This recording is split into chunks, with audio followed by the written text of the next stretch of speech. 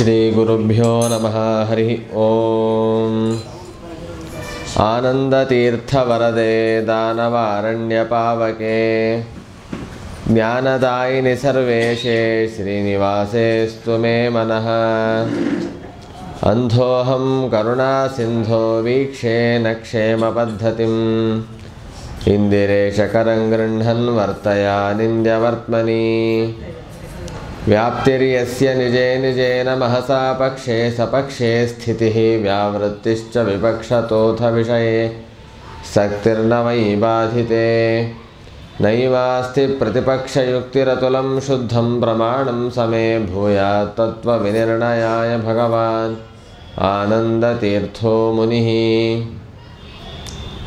ಭವತಿ ಯದನುಭಾವಾದೇಡಮೂಕೋಪಿ ವಾಗ್ಮಿ ಜಡಮತಿರಪಿ ಜಂತುರ್ಜಾಯತೆ ಪ್ರಾಜ್ಞಮೌಲಿಃ. ಸಕಲವಚನಚೇತೋ ದೇವತಾ ಭಾರತೀ ಸಾ ಮಮ ವಚಸಿ ನಿಧತ್ತಾಂ ಸನ್ನಿಧಿಂ ಮಾನಸೇ ಚ.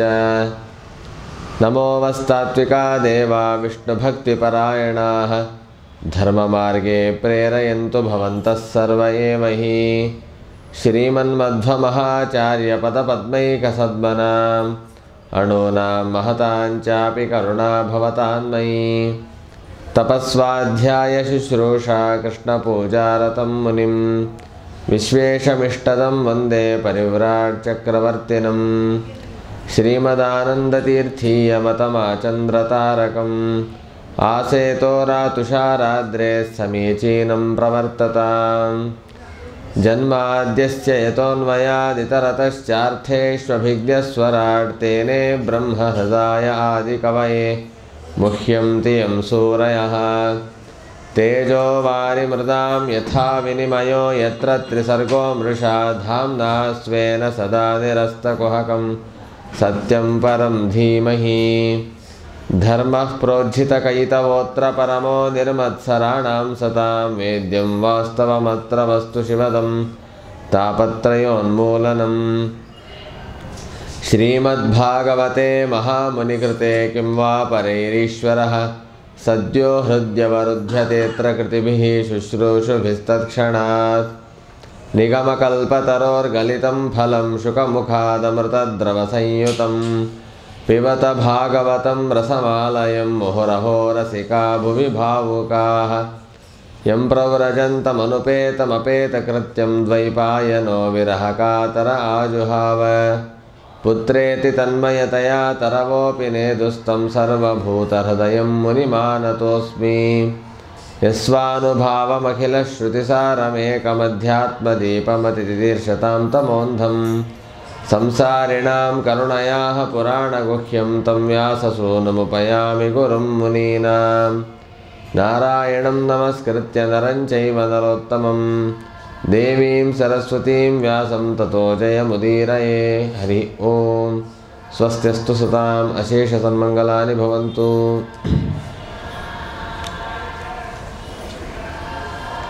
ಶ್ರೀಮದ್ಭಾಗವತ ಪ್ರವಚನ ಸತ್ರದಲ್ಲಿ ನಿನ್ನೆಯ ದಿನ ಪರಮಾತ್ಮನು ಉತ್ತರಾದೇವಿಯ ರಕ್ಷಣೆಯನ್ನು, ಉತ್ತರಾದೇವಿಯ ಗರ್ಭದ ರಕ್ಷಣೆಯನ್ನು,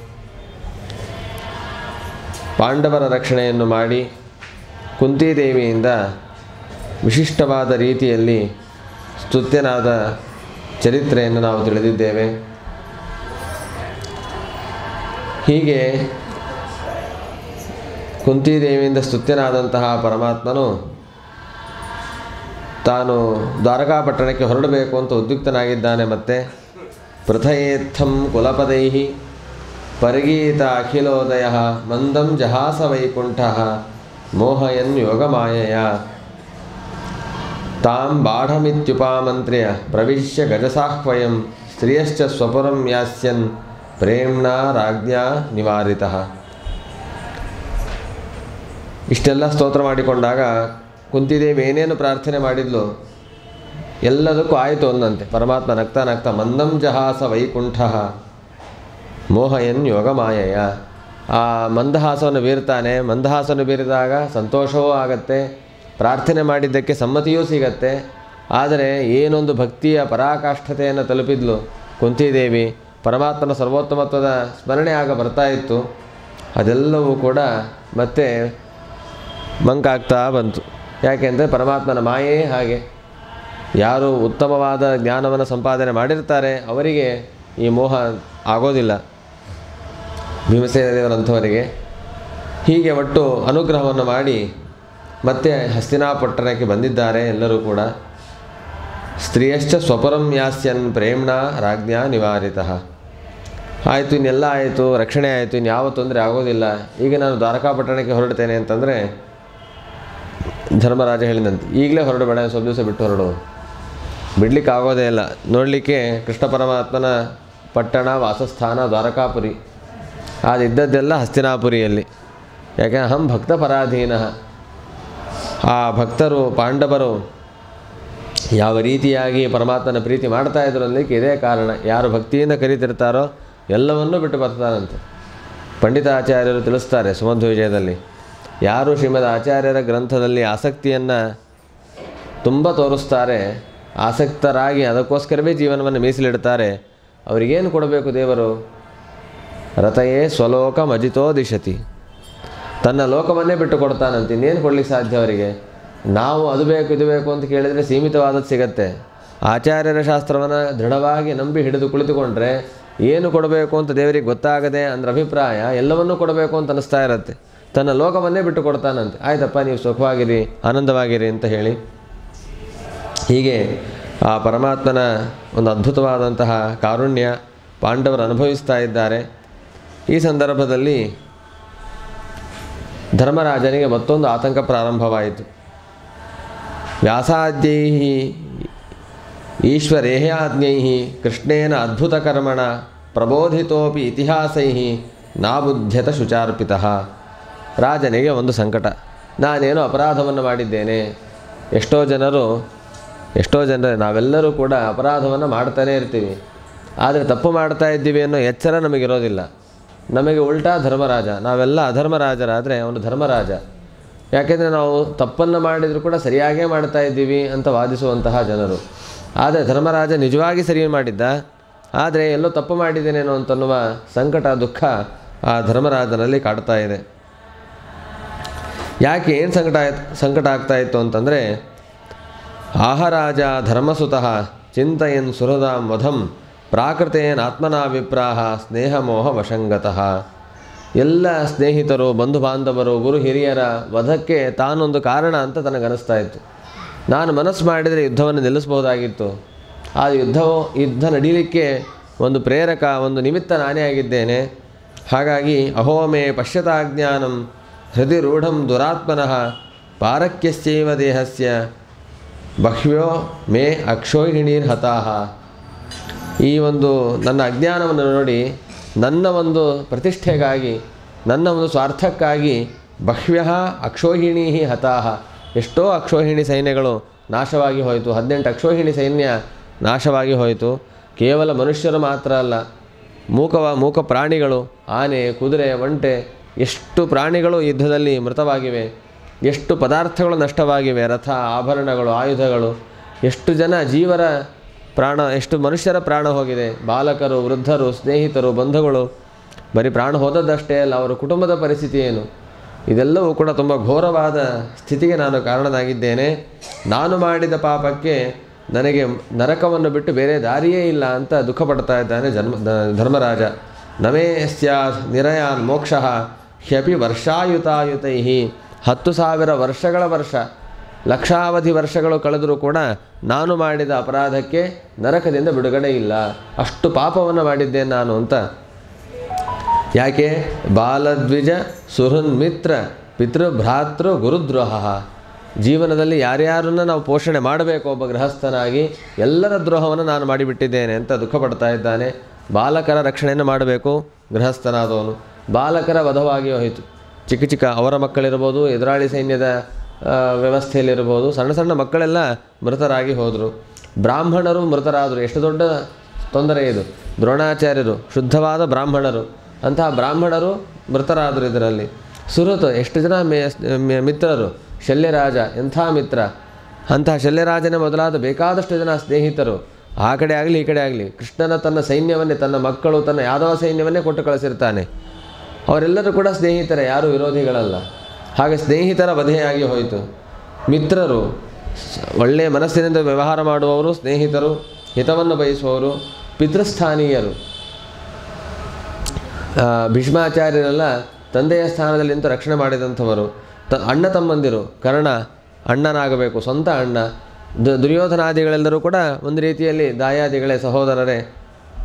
ಗುರುಗಳು, ದ್ರೋಣಾಚಾರ್ಯರು ಮೊದಲಾದಂತಹ ಗುರುಗಳು, ಇವರಿಗೆಲ್ಲರಿಗೂ ದ್ರೋಹ ಮಾಡಿದ್ದೇನೆ. ಹಾಗಾದರೆ ಇವರೆಲ್ಲರೂ ಕೂಡ ನನ್ನಿಂದ ರಕ್ಷಣೀಯರಾದವರು. ಇವರ ರಕ್ಷಣೆಗಾಗಿ ನಾನು ಜೀವನವನ್ನು ನಡೆಸಬೇಕಾಗಿತ್ತು.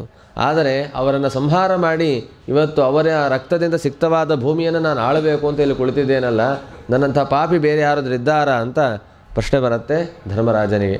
ಕೆಲವು ಸಂದರ್ಭದಲ್ಲಿ ಹೀಗೆ ಯಾವುದೋ ಒಂದು ವಿಷಯಕ್ಕೆ ತುಂಬ ದೊಡ್ಡ ಗಲಾಟೆಯನ್ನು ಮಾಡ್ತಾ ಇರ್ತೀವಿ. ಯಾಕೆ ಮಾಡ್ತಾ ಇರ್ತೀವಿ ಅಂತಲೇ ಗೊತ್ತಿರೋದಿಲ್ಲ. ಆ ವಿವಾದವನ್ನು ಮಾಡ್ತಾ ಮಾಡ್ತಾ, ಗಲಾಟೆಯನ್ನು ಮಾಡ್ತಾ ಮಾಡ್ತಾ, ಯಾವುದಕ್ಕೋಸ್ಕರ ಮಾಡ್ತಾ ಇದ್ದೀವಿ ಅನ್ನೋದನ್ನೇ ಮರೆತು ಬರೀ ಗಲಾಟೆಯಲ್ಲಿ ಪರ್ಯವಸಾನವಾಗಿರುತ್ತೆ. ಹಾಗಾಗಬಾರದು. ಅದಕ್ಕೋಸ್ಕರ ಈ ಧರ್ಮರಾಜನ ಪ್ರಸಂಗವನ್ನು ನೆನಪಿಸಿಕೊಳ್ಬೇಕು. ಹಾಗಾದರೆ ಯಾವ ಮೂಲದಿಂದ ಈ ಗಲಾಟೆ ಆರಂಭ ಆಯಿತು, ಆ ಮೂಲದ ತಿದ್ದುಪಡಿ, ಅದರ ರಕ್ಷಣೆ ಸರಿಯಾಗಿ ಆಗ್ತಾ ಇದೆಯೋ ಇಲ್ವೋ ಅನ್ನೋದನ್ನು ಗಮನಿಸ್ಕೊಳ್ಬೇಕು. ಒಟ್ಟಾರೆ ವಸ್ತುಸ್ಥಿತಿ ನಾವು ಮೇಲ್ನೋಟಕ್ಕೆ ನೋಡಿದರೆ ಎಲ್ಲ ನಾವು ಶುದ್ಧ ಭಾರಿ ಆಸ್ತಿಕರು, ಭಾರತೀಯರು, ಹಾಗೆ ಅಂತೆಲ್ಲ ಯೋಚನೆ ಮಾಡದೆ ತಟಸ್ಥವಾಗಿ ನಿಂತು ಯೋಚನೆ ಮಾಡಿದರೆ ಕೇವಲ ಒಂದು ರಾಜ್ಯಕ್ಕೋಸ್ಕರ ಇಷ್ಟು ದೊಡ್ಡ ಯುದ್ಧವನ್ನು ಮಾಡುವ ಅನಿವಾರ್ಯತೆ ಇತ್ತ? ಎಷ್ಟೋ ಜನ ಅಂತಿರ್ತಾರೆ, ಸೌಹಾರ್ದದಿಂದ ಇದ್ದುಬಿಡಿ, ಸೌಹಾರ್ದದಿಂದ ಇದ್ದುಬಿಡಿ ಅಂತ. ಸೌಹಾರ್ದದಿಂದ ಇರೋದೊಂದರ ಅರ್ಥ ಏನು? ಯಾವುದಕ್ಕೋಸ್ಕರ ಸೌಹಾರ್ದ ಅಂತಂದಬೇಕು? ಈ ರಾಮ ಮಂದಿರ ನಿರ್ಮಾಣ ಕಾಲದಲ್ಲೂ ಬೇಕಾದಷ್ಟು ಜನ ಹೀಗಂತಿದ್ದಿದೆ. ಆ ಭೂಮಿಯನ್ನು 3 ಭಾಗ ಮಾಡಿ, ಅವರಿಗೊಂದು ಭಾಗ, ಇವರಿಗೊಂದು ಭಾಗ, ಇವರಿಗೊಂದು ಭಾಗ ಅಂತ ಕೊಡಿ, ಸೌಹಾರ್ದದಿಂದ ಇದ್ದುಬಿಡಿ. ಈ ಭೂಮಿನೇ ಬೇಕು ಅಂತ ಯಾಕೆ ಬೇರೆ ಭೂಮಿ ತೊಗೊಳ್ಳಿ? ಹಾಗಾದರೆ ಮೇಲ್ನೋಟಕ್ಕೆ ನೋಡಲಿಕ್ಕೆ ಇವೆಲ್ಲ ತುಂಬ ಚೇತೋಹಾರಿ, ಎಷ್ಟು ಚೆನ್ನಾಗಿದೆಯಲ್ಲ, ಜಗಳ ಬಿಟ್ಬಿಟ್ರೆ ಆಯಿತು ನಾವೇ ಅಂತ. ಆದರೆ ವಸ್ತುಸ್ಥಿತಿಯಲ್ಲಿ ಯೋಚನೆ ಮಾಡಿದರೆ ಅಂತಃಸತ್ವದಲ್ಲಿ ಎಲ್ಲೋ ಒಂದು ಧರ್ಮದ ಪ್ರಜ್ಞೆ ಇರುತ್ತೆ. ಅದಕ್ಕಾಗಿ ಜಗಳಗಳು ಪ್ರಾರಂಭವಾಗಿರ್ತವೆ. ಜಗಳ ಅನ್ನಬಾರ್ದಿಲ್ಲ, ಧರ್ಮಕ್ಕಾಗಿ ಮಾಡುವ ಹೋರಾಟ, ಸತ್ಯಕ್ಕಾಗಿ ಮಾಡುವ ಹೋರಾಟ. ಆ ಧರ್ಮ ಸತ್ಯಗಳ ರಕ್ಷಣೆಗಾಗಿ ಹೊರಟಾಗ ಅದನ್ನು ಎದುರಿಸಲಿಕ್ಕೆ ಬಂದಂತಹ ದುಷ್ಟಶಕ್ತಿಗಳನ್ನು ಎದುರಿಸಲಿಕ್ಕೆ ಈ ಕಡೆಯೂ ಪ್ರವೃತ್ತಿಯನ್ನು ಮಾಡಬೇಕಾಗತ್ತೆ. ಹಾಗಾಗಿ ಇದು ವಿವಾದಗಳು, ಜಗಳ, ಕಲಹ, ಯುದ್ಧ ಅಂತ ಅನಿಸಿಕೊಳ್ತಾ ಇದೆ. ದುರ್ಯೋಧನ ಮಾಡಿದಂತಹ ಅನ್ಯಾಯಗಳು ಒಂದಲ್ಲ ಎರಡಲ್ಲ. ಆದರೆ ಧರ್ಮರಾಜನಿಗೆ ಅದೆಲ್ಲೋ ಮರೆತು ಹೋಗಿದೆ. ಯಾಕೆಂದರೆ ಸಜ್ಜನರ ಸಿಟ್ಟು, ಕೋಪ ಏನೇ ಇದ್ದರೂ ಕೂಡ ಅದು ಮರಣಾವಧಿ. ಎಷ್ಟೇ ಕೆಟ್ಟ ಕೆಲಸ ಮಾಡಿದರೂ ಕೂಡ ಅವರು ಮೃತರಾದಾಗ ಅಯ್ಯೋ ಪಾಪ ಅಂದುಬಿಡ್ತಾರಂತೆ. ಅದು ಸಜ್ಜನರ ಸ್ವಭಾವ. ಇಷ್ಟು ಘೋರವಾದ ಮೊದಲೇ ಧರ್ಮರಾಜ ಯುದ್ಧಕ್ಕಿಂತ ಮೊದಲೇ ಯುದ್ಧ ಬೇಡ ಅಂತಿದ್ದವನು. ಅಂತಹದ್ದು ಇಷ್ಟೆಲ್ಲ ಘೋರವಾದ ಕೃತ್ಯಗಳನ್ನು ನೋಡಿದ ಮೇಲೆ ಯಾಕಾರು ಯುದ್ಧ ಬೇಕು ಅಂತ ಅನಿಸೋದ್ರಲ್ಲಿ ಏನೂ ಆಶ್ಚರ್ಯ ಇಲ್ಲ. ಯಾರು ಹೇಳಿದರೂ ಕೇಳ್ತಾ ಇಲ್ಲ. ವೇದವ್ಯಾಸದೇವರೇ ಬಂದು ಹೇಳಿದಾರಂತೆ, ನೀನು ಏನು ತಪ್ಪು ಮಾಡಿಲ್ಲ. ವೇದವ್ಯಾಸದೇವರೊಬ್ಬರಲ್ಲ, ವ್ಯಾಸಾದ್ಯೈಹಿ ಈಶ್ವರ ಈಹಾಜ್ಞೈಹಿ, ಭಗವಂತನ ಪ್ರವೃತ್ತಿಗಳನ್ನು ಸರಿಯಾಗಿ ತಿಳಿದಂತಹ ದೊಡ್ಡ ದೊಡ್ಡ ಜ್ಞಾನಿಗಳು ಬಂದು ಹೇಳ್ತಾ ಇದ್ದಾರೆ, ನೀನೇನು ತಪ್ಪು ಮಾಡಿಲ್ಲ, ಸರಿಯಾಗಿ ಮಾಡಿದ್ದಿ ಅಂತ.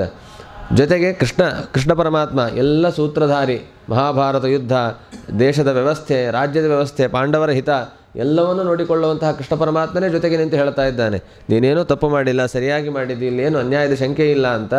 ಅಷ್ಟು ಹೇಳಿದರೂ ಕೂಡ ಆ ಪ್ರಬೋಧಿತೋಪಿ ಇತಿಹಾಸೈ, ಬೇರೆ ಬೇರೆ ಇತಿಹಾಸಗಳನ್ನು ಹೇಳ್ತಾನಂತೆ ಕೃಷ್ಣ ಪರಮಾತ್ಮ.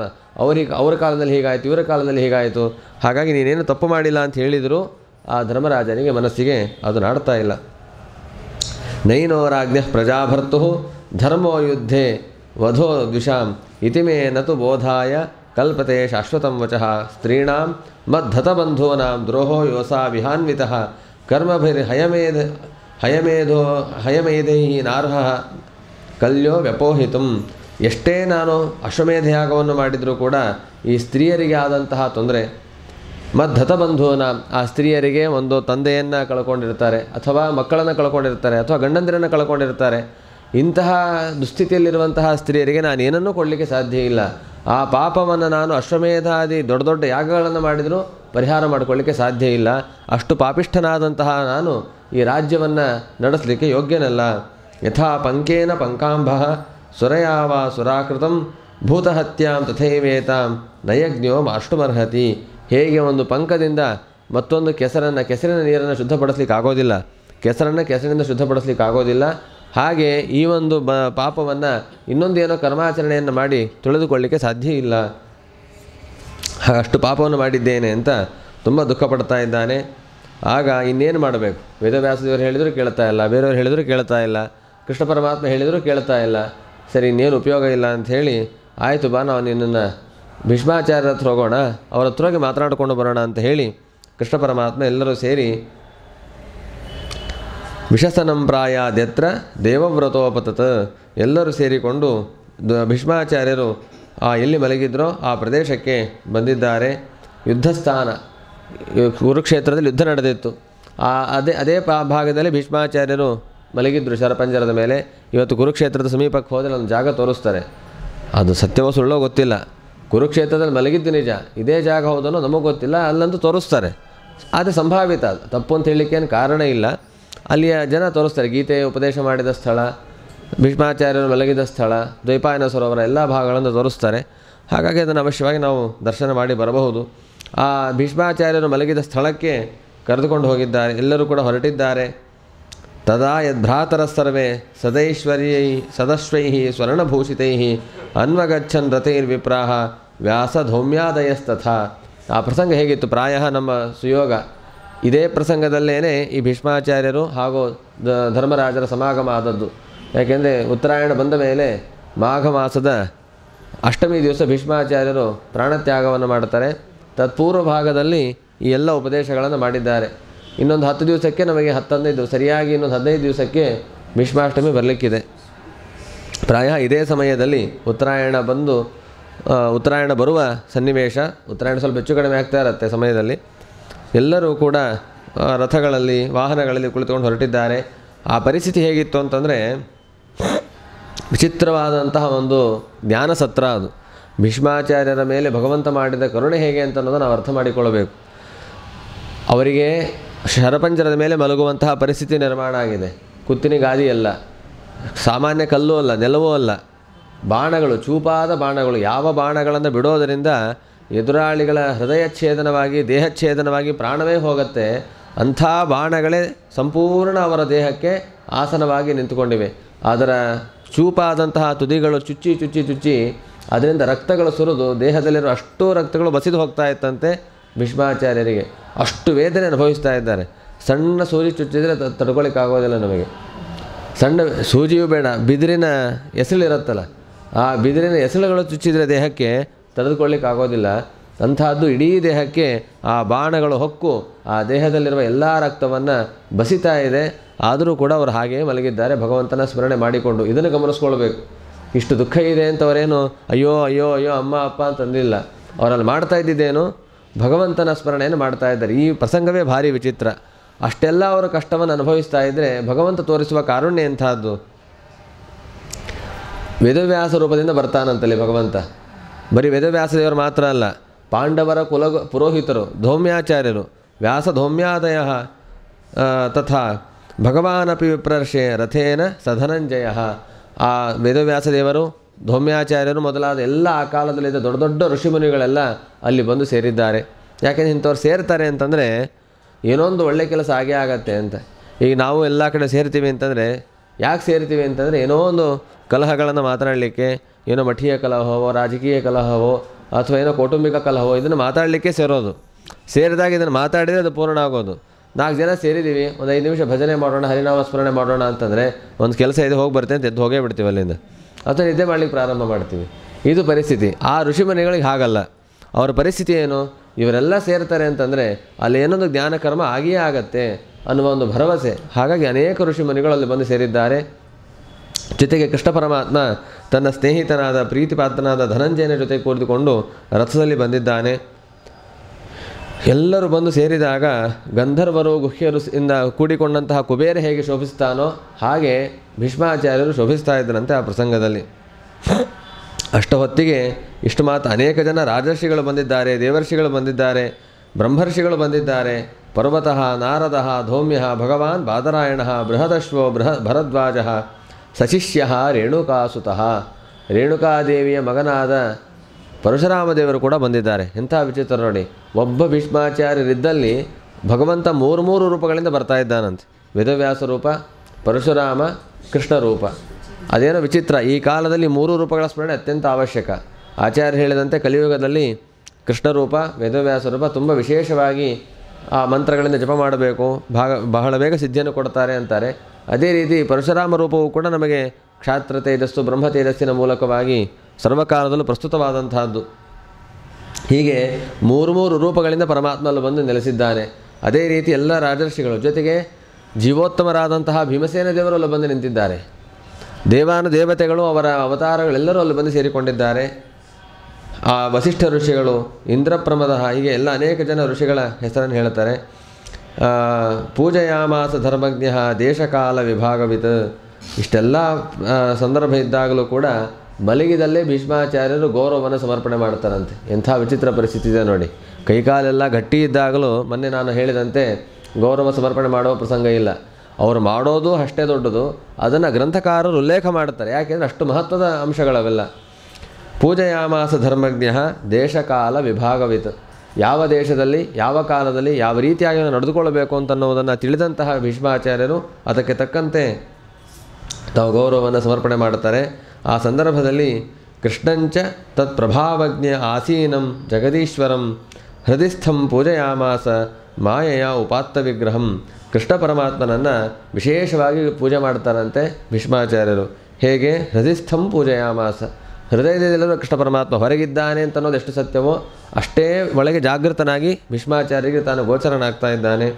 ಮಾಯೆಯ ಉಪಾತ್ತ ವಿಗ್ರಹಂ. ಮೇಲ್ನೋಟಕ್ಕೆ ನೋಡಲಿಕ್ಕೆ ಮನುಷ್ಯರಂತೆ ಕಾಣುತ್ತಾನೆ. ಅಂತಹ ಕೃಷ್ಣ ಪರಮಾತ್ಮನನ್ನು ಭೀಷ್ಮಾಚಾರ್ಯರು ಮನಸ್ಸಿನಿಂದ ಸ್ಮರಣೆ ಮಾಡ್ತಾ ಇದ್ದಾರೆ. ಈ ಎಲ್ಲ ಒಂದು ಸಂದರ್ಭವನ್ನು ನೋಡಿದಾಗ ಭೀಷ್ಮಾಚಾರ್ಯರ ಒಂದು ಮನಸ್ಥಿತಿ ಹೇಗಾಗಿತ್ತು ಅಂತ ಅನ್ನೋದನ್ನು ವೇದವ್ಯಾಸದೇವರು ನಿರೂಪಣೆ ಮಾಡ್ತಾರೆ. ಪಾಂಡುಪುತ್ರಾನ್ ಉಪಾಸೀನಾನ್ ಪ್ರಶ್ರಯ ಪ್ರೇಮ ಸನ್ನತಾನ್ ಅಭ್ಯಾಚಷ್ಟ ಅನುರಾಗಾಸ್ತ್ರೈ ಅಂಧೀಭೂತೇನ ಚಕ್ಷುಷ. ಎಲ್ಲ ಪಾಂಡವರ ಮಕ್ಕಳು ಬಂದು ಪಾಂಡುರಾಜನ ಮಕ್ಕಳು ಬಂದು ಕುಳಿತಿದ್ದಾರೆ. ಎಲ್ಲರಲ್ಲೂ ವಿನಯ ಪ್ರೀತಿ ತುಂಬಿ ತುಳುಕ್ತಾ ಇದೆ. ನಾವೇನೋ ದೊಡ್ಡ ಮಹಾಪರಾಕ್ರಮಿಗಳು, ನಿಮ್ಮಂಥ ಮಹಾಪರಾಕ್ರಮಿಯನ್ನು ಈ ಥರ ಮಲಗಿಸಿದ್ದೀವಿ ಅಂತನೂ ಅಹಂಕಾರ ಇಲ್ಲ. ಇಷ್ಟೆಲ್ಲ ಯುದ್ಧ ಮಾಡಿ ಗೆದ್ದರೂ ಕೂಡ ವಿನಯ ಇದೆ, ಅದೇ ಪ್ರೀತಿ ಇದೆ. ನೀವು ನಮ್ಮ ವಿರುದ್ಧವಾಗಿ ನಿಂತು ನಮ್ಮ ಜೊತೆ ಯುದ್ಧವನ್ನು ಮಾಡಿದಿರಿ ಅಂತನ್ನುವ ಸಿಟ್ಟಿಲ್ಲ, ಪ್ರೀತಿ ಇದೆ. ಪ್ರಶ್ರಯ ಪ್ರೇಮ ಸನ್ನತಾನ್. ಗೌರವದಿಂದ ತಲೆಬಾಗ್ತಾ ಇದ್ದಾರೆ ಭೀಷ್ಮಾಚಾರ್ಯರಿಗೆ. ಅಂಥವರನ್ನು ಮಾತನಾಡಿಸ್ತಾ ಅವರ ಆ ಪ್ರೀತಿಯನ್ನು ಕಂಡು ಕಣ್ಣಲ್ಲಿ ನೀರು ಬರ್ತಾ ಇದೆ ಅಂತ ಭೀಷ್ಮಾಚಾರ್ಯರಿಗೆ. ಎಂಥ ಪ್ರಸಂಗ ಇದು! ಏನೋ ವಯಸ್ಸಾಗಿ ಇನ್ನೇನು ಸ್ವಲ್ಪ ಹೊತ್ತಿಗೆ ಹೋಗ್ತಾರೆ ಅಂದಾಗ ಏನು ಕೆಲಸಕ್ಕೆ ಬಾರದಿರೋ ಅಣ್ಣ ತಮ್ಮಂದ್ರ ಮಕ್ಕಳು ಬಂದ್ರೇ ಎಷ್ಟು ಸಂತೋಷ ಆಗುತ್ತೆ ಅಂತ ಹೋಗೋರಿಗೆ. ಅಂಥದ್ದಿಂಥ ಸದ್ವೈಷ್ಣವರು, ಪ್ರೀತಿಯಿಂದ ತುಂಬಿದಂಥವರು, ವಿನಯದಿಂದ ಭೂಷಿತರಾದಂಥವರು ಬಂದಾಗ ಅದೆಷ್ಟು ಆನಂದವನ್ನು ಪಟ್ಟಿರಬೇಕು ಭೀಷ್ಮಾಚಾರ್ಯರು. ಆಗ ಭೀಷ್ಮಾಚಾರ್ಯ ಹೇಳ್ತಾರಂತೆ, ಅಹೋ ಕಷ್ಟ ಮಹೋನ್ಯಾಯಂ ಯದ್ಯೂಯಂ ಧರ್ಮನಂದನ ಜೀವಿತಂ ನಾರ್ಹತ ಕ್ಲಿಷ್ಟಂ ವಿಪ್ರ ಧರ್ಮಾಚ್ಯುತಾಶ್ರಯ ಸಂಸ್ಥಿತೆ ಅತಿರತೆ ಪಾಂಡವ್. ಭೀಷ್ಮಾಚಾರ್ಯ ಹೇಳ್ತಾರಂತೆ, ಕಣ್ಣಲ್ಲಿ ನೀರು ಬರ್ತಾ ಇದೆ ಅವರಿಗೆ. ಅವರಿಗೆ ಎಷ್ಟು ಪ್ರೀತಿ, ಇವರಿಗೆ ಎಷ್ಟು ಪ್ರೀತಿಯೋ ಅಷ್ಟೇ ಪ್ರೀತಿ ಭೀಷ್ಮಾಚಾರ್ಯರಿಗಿದೆ. ನಾನು ಇವರ ವಿರುದ್ಧವಾದ ದಿಕ್ಕಿನಲ್ಲಿ ನಿಂತಿದ್ದೆ, ನಂದೇನೋ ಅಭಿಪ್ರಾಯ ಇಲ್ಲಿ ಸಮರ್ಥನೆ ಆಗಬೇಕು ಅಂತ ನಮ್ಮ ಭಾವನೆಯೇ ಇಲ್ಲ. ಅಂದರೆ ಇದೆಲ್ಲ ನಾವು ಯೋಚನೆ ಮಾಡಬೇಕಾದ್ರೆ ಯಾವ ಪ್ರಸಂಗದಲ್ಲಿ ನಡೀತಾ ಇದೆ ಅಂತ ಅನ್ನೋದನ್ನು ಯೋಚನೆ ಮಾಡಬೇಕು. ಆ ಅರ್ಜುನನಿಂದ ಬಾಣವನ್ನು ಹೊಡಿಸಿಕೊಂಡು ನೋವನ್ನು ಅನುಭವಿಸ್ತಾ ಇದ್ದಾರೆ ಭೀಷ್ಮಾಚಾರ್ಯರು. ಇಷ್ಟೆಲ್ಲ ಪರಿಸ್ಥಿತಿ ಇದ್ದರೂ ಕೂಡ ನೀವು ತುಂಬ ಕಷ್ಟವನ್ನು ಪಟ್ಟಿದ್ದೀರಿ ಜೀವನದಲ್ಲಿ. ಎಂಥ ಪರಿಸ್ಥಿತಿ! ಸಾಮಾನ್ಯ ಅಂದ್ಕೊಳ್ತೀವಿ, ಮೊನ್ನೆ ಹೇಳಿದಂತೆ ತುಂಬ ಕಷ್ಟ ಅಂದ್ಕೊಳ್ತಾ ಇರ್ತೀವಿ. ನಮಗೆ ಯಾರ ಬಲವೂ ಇಲ್ಲ. ಹಾಗೆ ಕಷ್ಟ ಅಂತ ಅನ್ನೋದರಲ್ಲಿ ಒಂದು ಸ್ವಲ್ಪ ಆದರೂ ಅರ್ಥ ಇದೆ ಅಂತ ಅಂದ್ಕೊಳ್ಳೋಣ. ಪುಣ್ಯ ಬಲ ಇಲ್ಲ, ದೇಹ ಬಲ ಇಲ್ಲ, ಯಾವ ಬಲವೂ ಇಲ್ಲ ನಮ್ಮಲ್ಲಿ. ಆದರೆ ಪಾಂಡವರ ಪರಿಸ್ಥಿತಿ ಹಾಗಲ್ಲ. ಪಾಂಡವರ ಪರಿಸ್ಥಿತಿ ಹೇಗೆ ಅಂತಂದರೆ, ಸಂಸ್ಥಿತೆ ಅತಿರಥೇ ಪಾಂಡವು. ಅತಿರಥ ಪಾಂಡುರಾಜ ಮಹಾಪರಾಕ್ರಮಿ.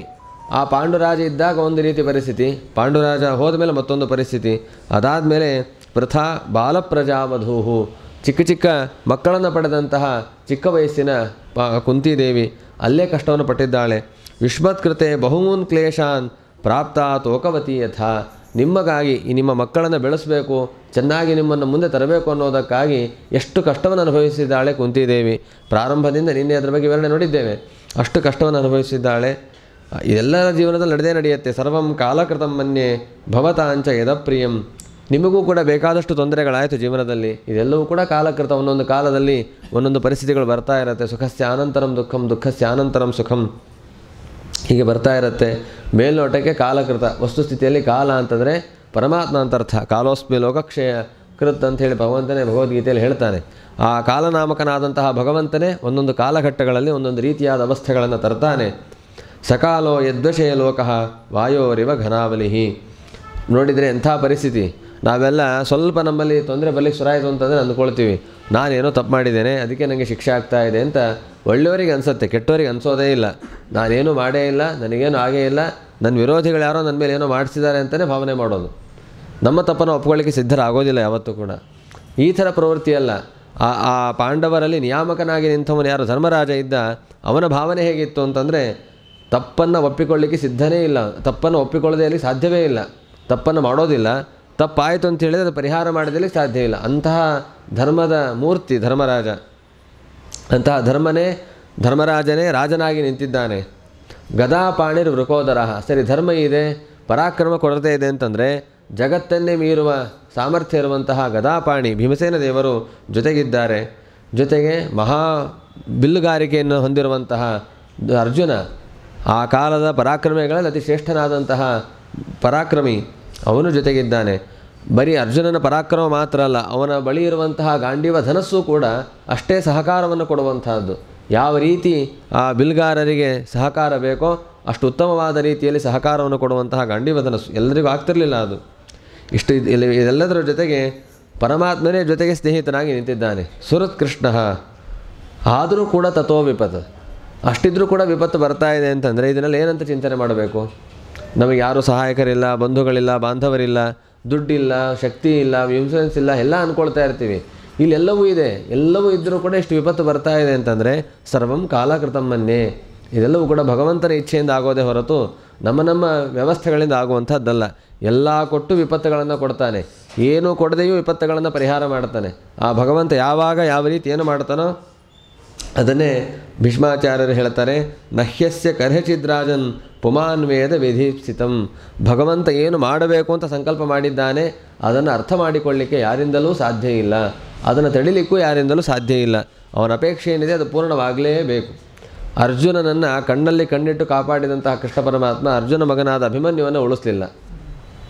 ಏನೇ ಸಾವಿರ ಕಾರಣ ಇರಬಹುದು, ಆದರೆ ಸ್ಪಷ್ಟವಾದ ಕಾರಣ ಕೃಷ್ಣ ಅದನ್ನು ಉಳಿಸಬಹುದಾಗಿತ್ತು, ಉಳಿಸಲಿಲ್ಲ.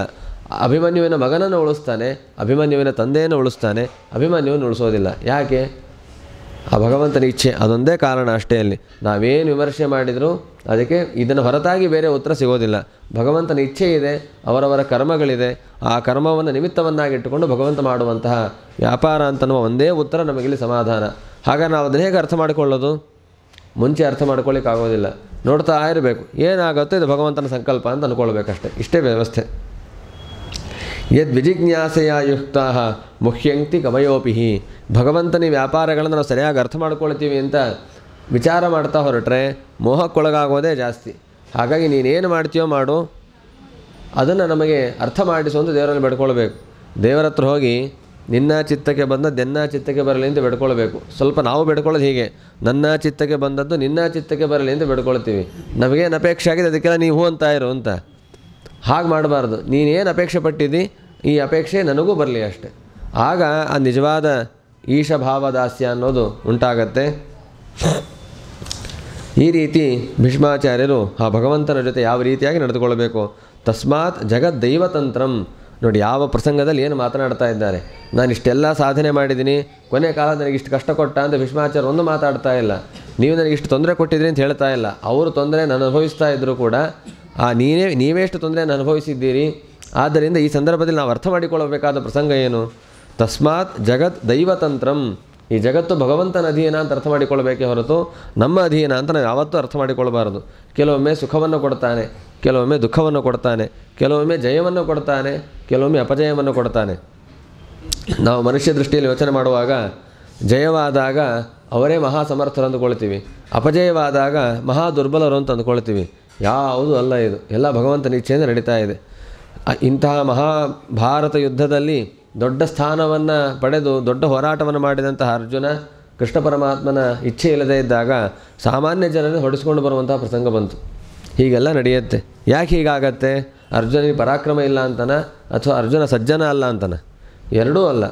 ಭಗವಂತ ಮಾಡುವ ವ್ಯಾಪಾರ. ಕೆಲವೊಮ್ಮೆ ಕ್ವಚಿದ್ದದಾತಿ ಕ್ವಚಿನ್ನೋ ದದಾತಿ. ಕೆಲವೊಮ್ಮೆ ಕೊಡ್ತಾನೆ, ಕೆಲವೊಮ್ಮೆ ಕೊಡೋದಿಲ್ಲ. ಕೆಲವೊಮ್ಮೆ ಸೋಲಿಸ್ತಾನೆ, ಕೆಲವೊಮ್ಮೆ ಗೆಲ್ಲಿಸ್ತಾನೆ. ಯಾಕೆ ಹೀಗೆಲ್ಲ ಮಾಡ್ತಾನೆ? ಭಗವದ್ಗೀತೆಯಲ್ಲಿ ಪಾಠ ಮಾಡಿದ್ದಾನೆ. ನೀವು ಅದನ್ನು ಉತ್ತೀರ್ಣರಾಗ್ತಿರಲ್ಲ ಅಂತ ಚೆಕ್ ಮಾಡೋದು ಹೇಗೆ? ಸುಖ ದುಃಖೇ ಸಮಯ ಕೃತ್ವ ಅಂತಾನೆ. ಲಾಭ ಅಲಾಭೋ ಜಯೋ ತಥೋ ಯುದ್ಧಾಯುಜ್ಯಸ್ವ. ಲಾಭ ಅಲಾಭ ಎರಡರಲ್ಲೂ ಸಮನಾಗಿರಬೇಕು. ಸುಖ ದುಃಖ ಎರಡರಲ್ಲೂ ಸಮನಾಗಿರಬೇಕು. ನಾವು ಪಾಠ ಕೇಳಿದ್ದೀವಿ, ಉಪನ್ಯಾಸ ಮಾಡ್ತಾಯಿದ್ದೀವಿ. ಸರಿ, ಹಾಗಾದರೆ ಹಾಗೆ ಬದುಕ್ತೀರಾ ಇಲ್ವಾ? ಇದರ ಪರೀಕ್ಷೆ ಅಂತಂದರೆ ಜೀವನ. ಭಗವದ್ಗೀತೆಯ ಪರೀಕ್ಷೆಯಲ್ಲಿ ಅಂತಂದರೆ ಪೇಪರಲ್ಲಿ ಬರೆದು 100 ಮಾರ್ಕ್ ತೊಗೊಳ್ಳೋದಲ್ಲ. ಜೀವನದಲ್ಲಿ ಭಗವದ್ಗೀತೆಯನ್ನು ಹೇಗೆ ಅಳವಡಿಸಿಕೊಳ್ತಾರೆ. ಸುಖ ಬಂದಾಗ ಚೆನ್ನಾಗಿರ್ತೀವಿ, ತಲೆ ಬಿಸಿ ಇಲ್ಲ. ಹಾಗಾದ್ರೆ ದುಃಖ ಬಂದಾಗ ಕುಗ್ಗಿಬಿಡ್ತೀರಾ, ಅಲ್ಲಿ ಮುಗೀತು, ಫೇಲ್ ಆದರೂ ಅಂತ ಅರ್ಥ. ಸುಖ ಬಂದಾಗಲೂ ಅಷ್ಟೇ ಮನಸ್ಥಿತಿ ಏನಿದೆ, ಭಗವಂತ ಕೊಟ್ಟ ಸುಖ ಅನುಭವಿಸ್ತಾ ಇದ್ದೀನಿ ಅಂತ ಭಾವನೆ ಬರ್ತಾ ಇದೆಯಾ, ಅಥವಾ ನಾನೇನೋ ಮಾಡಿದ ದೊಡ್ಡ ಸಾಧನೆಗೆ ಇಷ್ಟು ಸುಖವಾಗಿದ್ದೀನಿ ಅಂತ ಅಂದ್ಕೊಳ್ತಾ ಇದ್ದೀರಾ? ಇದೆಲ್ಲವನ್ನು ಗಮನಿಸಿ ಪರಮಾತ್ಮ ತಾನು ಮಾರ್ಕ್ಸನ್ನು ಹಾಕ್ತಾನೆ. ಯಾರು ಸಮಚಿತ್ತದಲ್ಲಿರ್ತಾರೋ ಅವರನ್ನು ತನ್ನ ಬಳಿಗೆ ಕರೆದುಕೊಳ್ತಾನೆ. ಹಾಗಾದರೆ ಸಮಚಿತ್ತದ ಪರೀಕ್ಷೆಯನ್ನು ಮಾಡಬೇಕು ಅಂತಂದರೆ ವಿಭಿನ್ನವಾದಂಥ 2 ನಿಲುವುಗಳನ್ನು ಕೊಡಲೇಬೇಕಲ್ಲ. ಕೆಲವೊಮ್ಮೆ ಜಯವನ್ನು ಕೊಡಬೇಕು, ಕೆಲವೊಮ್ಮೆ ಅಪಜಯವನ್ನು ಕೊಡಬೇಕು. ಎರಡನ್ನೂ ಸಮವಾಗಿ ನಾವು ಗುರುತಿಸಬೇಕು, ಸಮವಾಗಿ ಸ್ವೀಕರಿಸಬೇಕು. ಆಗಲೇ ಅದು ನಿಜವಾದ ಜೀವನದ ಪರೀಕ್ಷೆ ಅಂತ ಅನ್ನೋದಾಗತ್ತೆ. ಹಾಗಾಗಿ ಏಷ ವೈ ಭಗವಾನ್ ಸಾಕ್ಷಾತ್ ಆದ್ಯೋ ನಾರಾಯಣಃ ಪುಮಾನ್ ಮೋಹಯನ್ ಮಾಯಯಾಲೋಕಂ ಗೂಢಶ್ಚರತಿ ವೃಷ್ಟಿಷು. ಅಷ್ಟು ಜನ ಜ್ಞಾನಿಗಳ ಮಧ್ಯದಲ್ಲಿ, ಅಷ್ಟು ಕಷ್ಟದ ಸನ್ನಿವೇಶದಲ್ಲಿ ಆ ಕಾಲದ ಅತಿದೊಡ್ಡ ಜ್ಞಾನಿಗಳಾದ ಭೀಷ್ಮಾಚಾರ್ಯರು ಧೈರ್ಯವಾಗಿ ಘೋಷಣೆ ಮಾಡ್ತಾರೆ. ಅದು ಭಾಗವತದಲ್ಲಿ ಉಲ್ಲೇಖವಾಗಿದೆ. ಈ ಕೃಷ್ಣ ಪರಮಾತ್ಮ ಸಾಮಾನ್ಯ ವ್ಯಕ್ತಿ ಅಂತ ಭಾವಿಸಬೇಡಿ. ಇವತ್ತಿನ ಕಾಲದಲ್ಲಿ ಬೇಕಾದಷ್ಟು ಬುದ್ಧಿಜನಗಳು ಕೃಷ್ಣನಿಗಂತಾರೆ, ರಾಮನಿಗಂತಾರೆ, ಹಿಂದೆ ಇಲ್ಲ ಮುಂದೆ ಇಲ್ಲ ಮಾತನಾಡ್ತಾ ಇರ್ತಾರೆ. ಸಮಕಾಲದ ದಾಖಲೆ ಭಾಗವತವನ್ನು ಬರೆದವರು ಅಲ್ಲೇ ಇದ್ದಾರೆ, ಭಾಗವತವನ್ನು ಉಪದೇಶ ಮಾಡಿದವರಿದ್ದಾರೆ, ಕೇಳಿದವರಿದ್ದಾರೆ, ನೋಡಿದವರಿದ್ದಾರೆ. ಒಬ್ಬ ಭೀಷ್ಮಾಚಾರ್ಯರ ಅಧ್ಯಯನ 500 ವರ್ಷಗಳ ಕಾಲ ಅಧ್ಯಯನ ನಡೆದಿದೆ ಆ ಕಾಲದಲ್ಲಿ. ಅಂಥ ದೊಡ್ಡ ಜ್ಞಾನಿಗಳು ಘೋಷಣೆ ಮಾಡ್ತಾರೆ, ಏಷ ವೈ ಭಗವಾನ್ ಸಾಕ್ಷಾತ್ ಆದ್ಯ ನಾರಾಯಣಃ ಪುಮಾನ್. ಸಾಮಾನ್ಯ ವ್ಯಕ್ತಿಯಲ್ಲ, ಸಾಕ್ಷಾತ್ ಭಗವಂತನೇ, ಸೃಷ್ಟಿಕರ್ತನಾದಂತಹ ಭಗವಂತನೇ ಈ ಕೃಷ್ಣ ಪರಮಾತ್ಮ ಎಲ್ಲರನ್ನು ಮೋಹಗೊಳಿಸ್ತಾ ತನ್ನ ಯೋಗಶಕ್ತಿಯಿಂದ ಗೂಢಶ್ಚರತಿ ವೃಷ್ಟಿಷು, ತನ್ನ ಸ್ವರೂಪವನ್ನು ಮರೆಮಾಚಿ ಈ ಯಾದವರ ಮಧ್ಯದಲ್ಲಿ ಸಾಮಾನ್ಯನಂತೆ ತಿರುಗುತ್ತಾ ಇದ್ದಾನೆ. ಹಾಗಾಗಿ ಈ ವಿಷಯದಲ್ಲಿ ಮೋಹಗೊಳ್ಳಬೇಡಿ ಅಂತ ಆದೇಶ ಮಾಡ್ತಾರೆ. ಯಸ್ಯಾನುಭಾವಂ ಭಗವಾನ್ ವೇದ ಗುಹ್ಯತಮಂ ಶಿವ ದೇವರ್ಷಿ ನಾರದ ಸಾಕ್ಷಾತ್ ಭಗವಾನ್ ಕಪಿಲೋ ನೃಪ. ಈ ಪರಮಾತ್ಮನ ಬಗ್ಗೆ ಯಾರು ತಿಳಿಯಲಿಕ್ಕೆ ಸಮರ್ಥರು? ರುದ್ರದೇವರು ತಿಳಿಯಬಹುದು, ನಾರದರು ತಿಳಿಯಬಹುದು, ಕಪಿಲ ನಾಮಕ ಪರಮಾತ್ಮ ಇಂಥ ದೊಡ್ಡ ದೊಡ್ಡ ಜ್ಞಾನಿಗಳು ತಿಳಿಯಬಹುದೇ ಹೊರತು ಸಾಮಾನ್ಯರಿಗೆ ತಿಳಿಯಲಿಕ್ಕೆ ಸಾಧ್ಯವೇ ಇಲ್ಲ. ಆ ಕೃಷ್ಣನನ್ನು ನಾವೆಲ್ಲ ಹೇಗೆ ಕಂಡಿದ್ದೇವೆ? ಎಂ ಮನ್ಯಸೆ ಮಾತುಲೇಯಂ, ನನ್ನ ಮಾತುಲೇಯ ಅಂತ ಭಾವಿಸ್ತಾ ಇದ್ದೀನಿ ನೀನು. ಪ್ರಿಯಂ ಮಿತ್ರಂ ಸುಹೃತ್ತಮಂ, ಸ್ನೇಹಿತ ಪ್ರೀತಿಪಾತ್ರ ಅಂತೆಲ್ಲ ಅವನು ಪರಿಗಣಿಸ್ತಾ ಇದ್ದೀನಿ. ಅಕರೋಹೋ ಸಚಿವಂ ದೂತಂ, ಎಂಥ ಘೋರವಾದ ಸ್ಥಿತಿ ಇದು. ಆ ಕೃಷ್ಣನನ್ನು ಸಚಿವನನ್ನಾಗಿ ಮಾಡಿಕೊಂಡಿದ್ದೀರಿ, ದೂತನನ್ನಾಗಿ ಮಾಡಿಕೊಂಡಿದ್ದೀರಿ. ನಿಮ್ಮ ಸೇವಕ ಏನು ಮಾಡಿದ? ಪಾಂಡವರ ಮನೆ ದೂತ ಅಂತಾರೆ. ಆ ಪರಮಾತ್ಮನ ಕಾರುಣ್ಯ ಎಂಥದ್ದು, ಇವರ ಸಲಿಗೆ ಎಂಥದ್ದು. ಅಷ್ಟು ಜಗಜ್ಜನ್ಮಾದಿ ಕರ್ತೃವಾದಂತಹ ಭಗವಂತ ಆ ಅರ್ಜುನನ ಕುದುರೆಯನ್ನು ತೊಳಿತಾ ಇದ್ದಂತೆ, ಅವರ ಮನೆ ಕೆಲಸವನ್ನು ಮಾಡ್ತಾ ಇದ್ದಂತೆ. ಹಾಗಾಗಿ ರಾಜ್ಯದ ಕಾರ್ಯಭಾರಗಳಿದ್ದರೆ ಸಂಧಾನಕ್ಕಾಗಿ ಹೋಗುವಂಥ ಕೃಷ್ಣ ಪರಮಾತ್ಮನನ್ನು ಕಳಿಸ್ತಾ ಇದ್ದರು. ಅವನನ್ನು ಸಚಿವನನ್ನಾಗಿ ಮಾಡಿಕೊಂಡಿದ್ದಿ, ದೂತನನ್ನಾಗಿ ಮಾಡಿಕೊಂಡಿದ್ದಿ, ಪ್ರಿಯ ಅಂತ ಭಾವಿಸಿದ್ದಿ, ಮಾತುಲೇಯ ಅಂತ ಭಾವಿಸಿದ್ದಿ. ಎಲ್ಲ ಭಾವನೆಯಿಂದ ನೀನನ್ನು ನೋಡು. ಆದರೆ ಎಲ್ಲದಕ್ಕಿಂತ ಮೀರಿ ಅವನು ಜಗಜ್ಜನ್ಮಾದಿ ಕರ್ತೃ ನಾರಾಯಣ ಸರ್ವೋತ್ತಮ ಅನ್ನೋ ಭಾವನೆ ನಿನ್ನಲ್ಲಿ ಇರಬೇಕು ಅಂತ ಆ ಪರಮಾತ್ಮನ ಬಗ್ಗೆ ತಿಳಿಸಿಕೊಡ್ತಾ ಇದ್ದಾರೆ. ಭಕ್ತ್ಯಾವೇಶ್ಯ ಮನೋ ಯಸ್ಮಿನ್ ವಾಚಾ ಯನ್ನಾಮ ಕೀರ್ತಯನ್ ತ್ಯಜನ್ ಕಲೇವರಂ ಯೋಗಿ ಮುಚ್ಚತೆ ಕಾಮಕರ್ಮಭಿಹಿ. ಯಾವ ಕೃಷ್ಣ ಪರಮಾತ್ಮನ ನಾಮಸ್ಮರಣೆಯನ್ನು ಯಾವ ಮೋಹವೂ ಇಲ್ಲದೆ ಭಕ್ತಿಯಿಂದ ಮನಸ್ಸನ್ನಿಟ್ಟು ಆ ಭಗವಂತನ ನಾಮವನ್ನು ಉಚ್ಚಾರಣೆ ಮಾಡಿ ಈ ದೇಹವನ್ನು ಬಿಡ್ತಾರೋ ಅವರು ಈ ಸಂಸಾರದ ಬಂಧನವನ್ನೇ ಬಿಡುಗಡೆ ಹೊಂದಿ ಮೋಕ್ಷವನ್ನು ಪಡಿತಾ ಇದ್ದಾರೆ. ಅಂತಹ ಕೃಷ್ಣ ಪರಮಾತ್ಮ ನಿಮ್ಮ ಜೊತೆ ಇದ್ದಾಗ ಯಾಕೆ ಚಿಂತೆ ಮಾಡ್ತಿ? ಸದೇವ ದೇವೋ ಭಗವಾನ್ ಪ್ರತೀಕ್ಷತಾಂ ಕಲೇವರಂ ಯಾವದಿದಂ ಹಿನೋಮ್ಯಹಂ ಪ್ರಸನ್ನಹಾಸ ಋಣಲೋಚನೋಲ್ಲಸನ್ಮುಖಾಂಬುಜೋ ಧ್ಯಾನ ಪಥಶ್ಚತುರ್ಭುಜ. ಆ ಕೃಷ್ಣ ಪರಮಾತ್ಮ ಇವತ್ತು 4 ಭುಜವನ್ನು ಹೊಂದಿ ಪ್ರಸನ್ನವಾದಂತಹ ಮಂದಹಾಸವನ್ನು ತೋರ್ತಾ ಎಲ್ಲ ಕಷ್ಟಗಳನ್ನು ಪರಿಹಾರ ಮಾಡುವ ಕಣ್ಣುಗಳನ್ನು ಹೊಂದಿದ್ದಾನೆ, ಮಂದಹಾಸವನ್ನು ಹೊಂದಿದ್ದಾನೆ, ಕಾರುಣ್ಯವನ್ನು ತೋರಿಸ್ತಾ ಇದ್ದಾನೆ. ಆ ಭಗವಂತನ ರೂಪವನ್ನು ನಾನು ಸ್ಮರಣೆ ಮಾಡ್ತಾ ಇದ್ದೀನಿ. ಯಾಕೆ ಅಂತಂದರೆ ಆ ರೂಪವನ್ನು ನೋಡ್ತಾ ನೋಡ್ತಾ ನಾನು ಈ ದೇಹವನ್ನು, ಜೀರ್ಣವಾದ ದೇಹವನ್ನು ಬಿಡಲಿಕ್ಕೆ ಉದ್ಯುಕ್ತನಾಗ್ತೀನಿ ಅಂತ ಭೀಷ್ಮಾಚಾರ್ಯರು ಅಲ್ಲಿ ತಿಳಿಸಿದ್ದಾರೆ. ಆಗ ಯುಧಿಷ್ಠಿರನು ಸ್ವಲ್ಪ ಸಮಾಧಾನವನ್ನು ಮಾಡಿಕೊಂಡು ನನಗೆ ಬಂದ ಎಲ್ಲ ಸಂದೇಹಗಳನ್ನು ಭೀಷ್ಮಾಚಾರ್ಯರ ಮುಂದಿಟ್ಟಿದ್ದಾನೆ.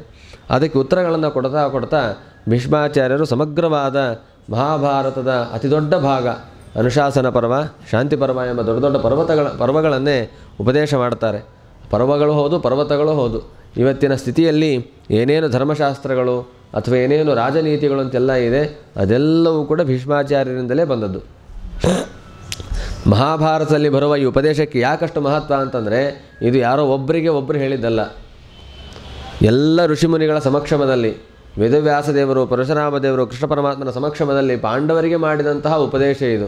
ಹಾಗಾದರೆ ಎಲ್ಲರ ಸಮ್ಮತಿ ಇದೆ.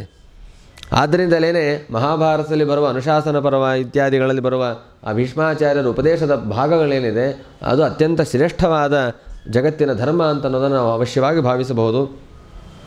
ಅಷ್ಟು ದೊಡ್ಡ ಉಪದೇಶದ ಭಾಗವನ್ನು ಏನೇನು ಹೇಳ್ತಾರೆ, ವಿವಿಧಾನ್ ಧರ್ಮಾನ್ ಋಷೀಣಾಂ ಅನುಶೃಣ್ವತಾಂ, ಎಲ್ಲ ಋಷಿಗಳು ಕೇಳ್ತಾ ಇದ್ದಾರಂತೆ. ನಮಗೆ ಗೊತ್ತಿದೆ, ನಾವ್ಯಾಕೆ ಕೇಳಬೇಕು ಅಂತ ಯಾರೂ ಅನ್ನಲಿಲ್ಲ. ಯಾಕೆಂದರೆ ಎಷ್ಟು ಗೊತ್ತಿದ್ರೂ ಮತ್ತಷ್ಟು ಕೇಳಬೇಕು ಅನ್ನೋದೇ ಶಾಸ್ತ್ರದ ನಿಯಮ. ಆ ಧರ್ಮಗಳು ಹೇಗಿವೆ? ಪುರುಷ ಸ್ವಭಾವ ವಿಹಿತಾನ್ ಯಥಾವರ್ಣಂ ಯಥಾಶ್ರಮಂ ವೈರಾಗ್ಯ ರಾಗೋಪಾಧಿಭ್ಯಾಂ ಆಮ್ನಾಥೋ ಉಭಯಲಕ್ಷಣಾನ್. ಒಬ್ಬೊಬ್ಬ ಪುರುಷರಿಗೂ ಒಂದೊಂದು ರೀತಿಯ ಧರ್ಮಗಳು ಅಂತ ಇರಬೇಕಾಗತ್ತೆ. ಎಲ್ಲರಿಗೂ ಒಂದೇ ರೀತಿ ಧರ್ಮ ಅಂತ ಹೇಳಿ ಬರೋದಿಲ್ಲ. ಅದರಲ್ಲೂ ವರ್ಣಾನುಗುಣವಾಗಿ, ಆಶ್ರಮಾನುಗುಣವಾಗಿ, ಅವಸ್ಥಾನುಗುಣವಾಗಿ ಧರ್ಮಗಳ ಪರಿಸ್ಥಿತಿ ಇರುತ್ತೆ. ಅದೆಲ್ಲವನ್ನು ಕೂಡ ಉಪದೇಶ ಮಾಡುತ್ತಾರೆ. ದಾನ ಧರ್ಮಾನ್, ರಾಜಧರ್ಮಾನ್, ಮೋಕ್ಷಧರ್ಮಾನ್ ವಿಭಾಗಶಃ, ಸ್ತ್ರೀಧರ್ಮಾನ್, ಭಗವದ್ಧರ್ಮಾನ್ ಸಮಾಸೌ ವ್ಯಾಸಯೋಗತಃ.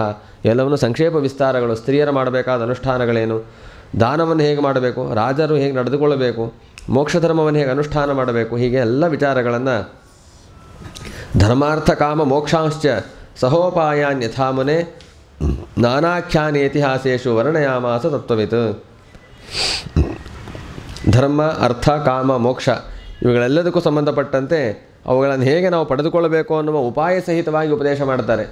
ಬರೀ ಧರ್ಮ ಮಾಡಬೇಕು, ಬರೀ ಕಾಮವನ್ನು ನಡೆಸ್ಕೊಳ್ಬೇಕು, ಅರ್ಥವನ್ನು ಸಂಪಾದನೆ ಮಾಡಬೇಕು, ಮೋಕ್ಷ ಸಂಪಾದನೆ ಮಾಡಬೇಕು ಅಲ್ಲ. ಅದನ್ನು ಹೇಗೆ ಮಾಡಬೇಕು, ಧರ್ಮದಿಂದ ಅವುಗಳನ್ನು ಸಂಪಾದನೆ ಮಾಡುವ ಕ್ರಮ ಹೇಗೆ ಅದನ್ನು ತಿಳಿಸ್ತಾರೆ. ಜೊತೆಗೆ ಅದರಲ್ಲಿ ಅಭಿರುಚಿ ಹುಟ್ಟಲಿಕ್ಕೆ ಬೇರೆ ಬೇರೆ ಇತಿಹಾಸಗಳನ್ನು ತಿಳಿಸ್ತಾರೆ. ಹಿಂದೆ ಯಾರು ಇದನ್ನೆಲ್ಲ ಅನುಷ್ಠಾನ ಮಾಡಿದರು, ಯಾವ ರೀತಿ ಯಶಸ್ಸನ್ನು ಕಂಡರು, ಅವರ ಕೀರ್ತಿ ಹೇಗೆ ಜೀವನದಲ್ಲಿ ಲೋಕದಲ್ಲಿ ಹರಡಿದೆ ಅಂತೆಲ್ಲ ಆ ಉಪಾಖ್ಯಾನ, ಅದರ ಕಾರಣಗಳ ಸಹಿತವಾಗಿ ಧರ್ಮ, ಕಾಮ, ಅರ್ಥ, ಮೋಕ್ಷಗಳನ್ನು ಭೀಷ್ಮಾಚಾರ್ಯರು ತಿಳಿಸ್ತಾ ಇದ್ದಾರೆ. ಆ ಪ್ರಸಂಗದಲ್ಲಿ ಭೀಷ್ಮಾಚಾರ್ಯರ ನಿರ್ಯಾಣ ಕಾಲ ಸಮೀಪಿಸಿತು. ಧರ್ಮಾನ್ ಪ್ರವದತಸ್ತಸ್ಯ ಸಕಾಲ ಪ್ರತ್ಯುಪಸ್ಥಿತಃ ಯೋ ಯೋಗಿನಃ ಛಂದಮೃತ್ಯೋ ವಾಂಛಿತಸ್ತು ಉತ್ತರಾಯಣ. ಯೋಗಿಗಳು ಉತ್ತರಾಯಣ ಕಾಲದಲ್ಲಿ ದೇಹತ್ಯಾಗವನ್ನು ಮಾಡಬೇಕು ಅಂತ ಅಪೇಕ್ಷೆ ಪಡ್ತಾರಂತೆ. ಭೀಷ್ಮಾಚಾರ್ಯರು ಅದನ್ನೇ ಅಪೇಕ್ಷೆ ಪಟ್ಟಿದ್ದರು. ಹಾಗಾಗಿ ಆ ಕಾಲ, ಉತ್ತರಾಯಣ ಕಾಲ ಸಮೀಪಿಸಿತು. ದಕ್ಷಿಣಾಯನ ಮುಗಿದು ಉತ್ತರಾಯಣದ ಬರುವ ಸಂಧಿಕಾಲ, ಉತ್ತರಾಯಣವು ಬಂದಿತು. ಆಯಿತು, ಇನ್ನು ಉತ್ತರಾಯಣದ ನಿರೀಕ್ಷೆಯಲ್ಲೇ ನಾನಿದ್ದೆ. ಈಗ ಬಂದಿದೆ, ಇನ್ನು ನನ್ನ ಮಾತನ್ನು ಉಪಸಂಹಾರ ಮಾಡಿ ಆ ಭಗವಂತನ ಸ್ಮರಣೆಯನ್ನು ಮಾಡುತ್ತಾ ಈ ದೇಹವನ್ನು ತ್ಯಾಗ ಮಾಡ್ತೀನಿ ಅಂತ ಹೇಳಿ ಭೀಷ್ಮಾಚಾರ್ಯರು ಸಂಕಲ್ಪವನ್ನು ಮಾಡಿದ್ದಾರೆ.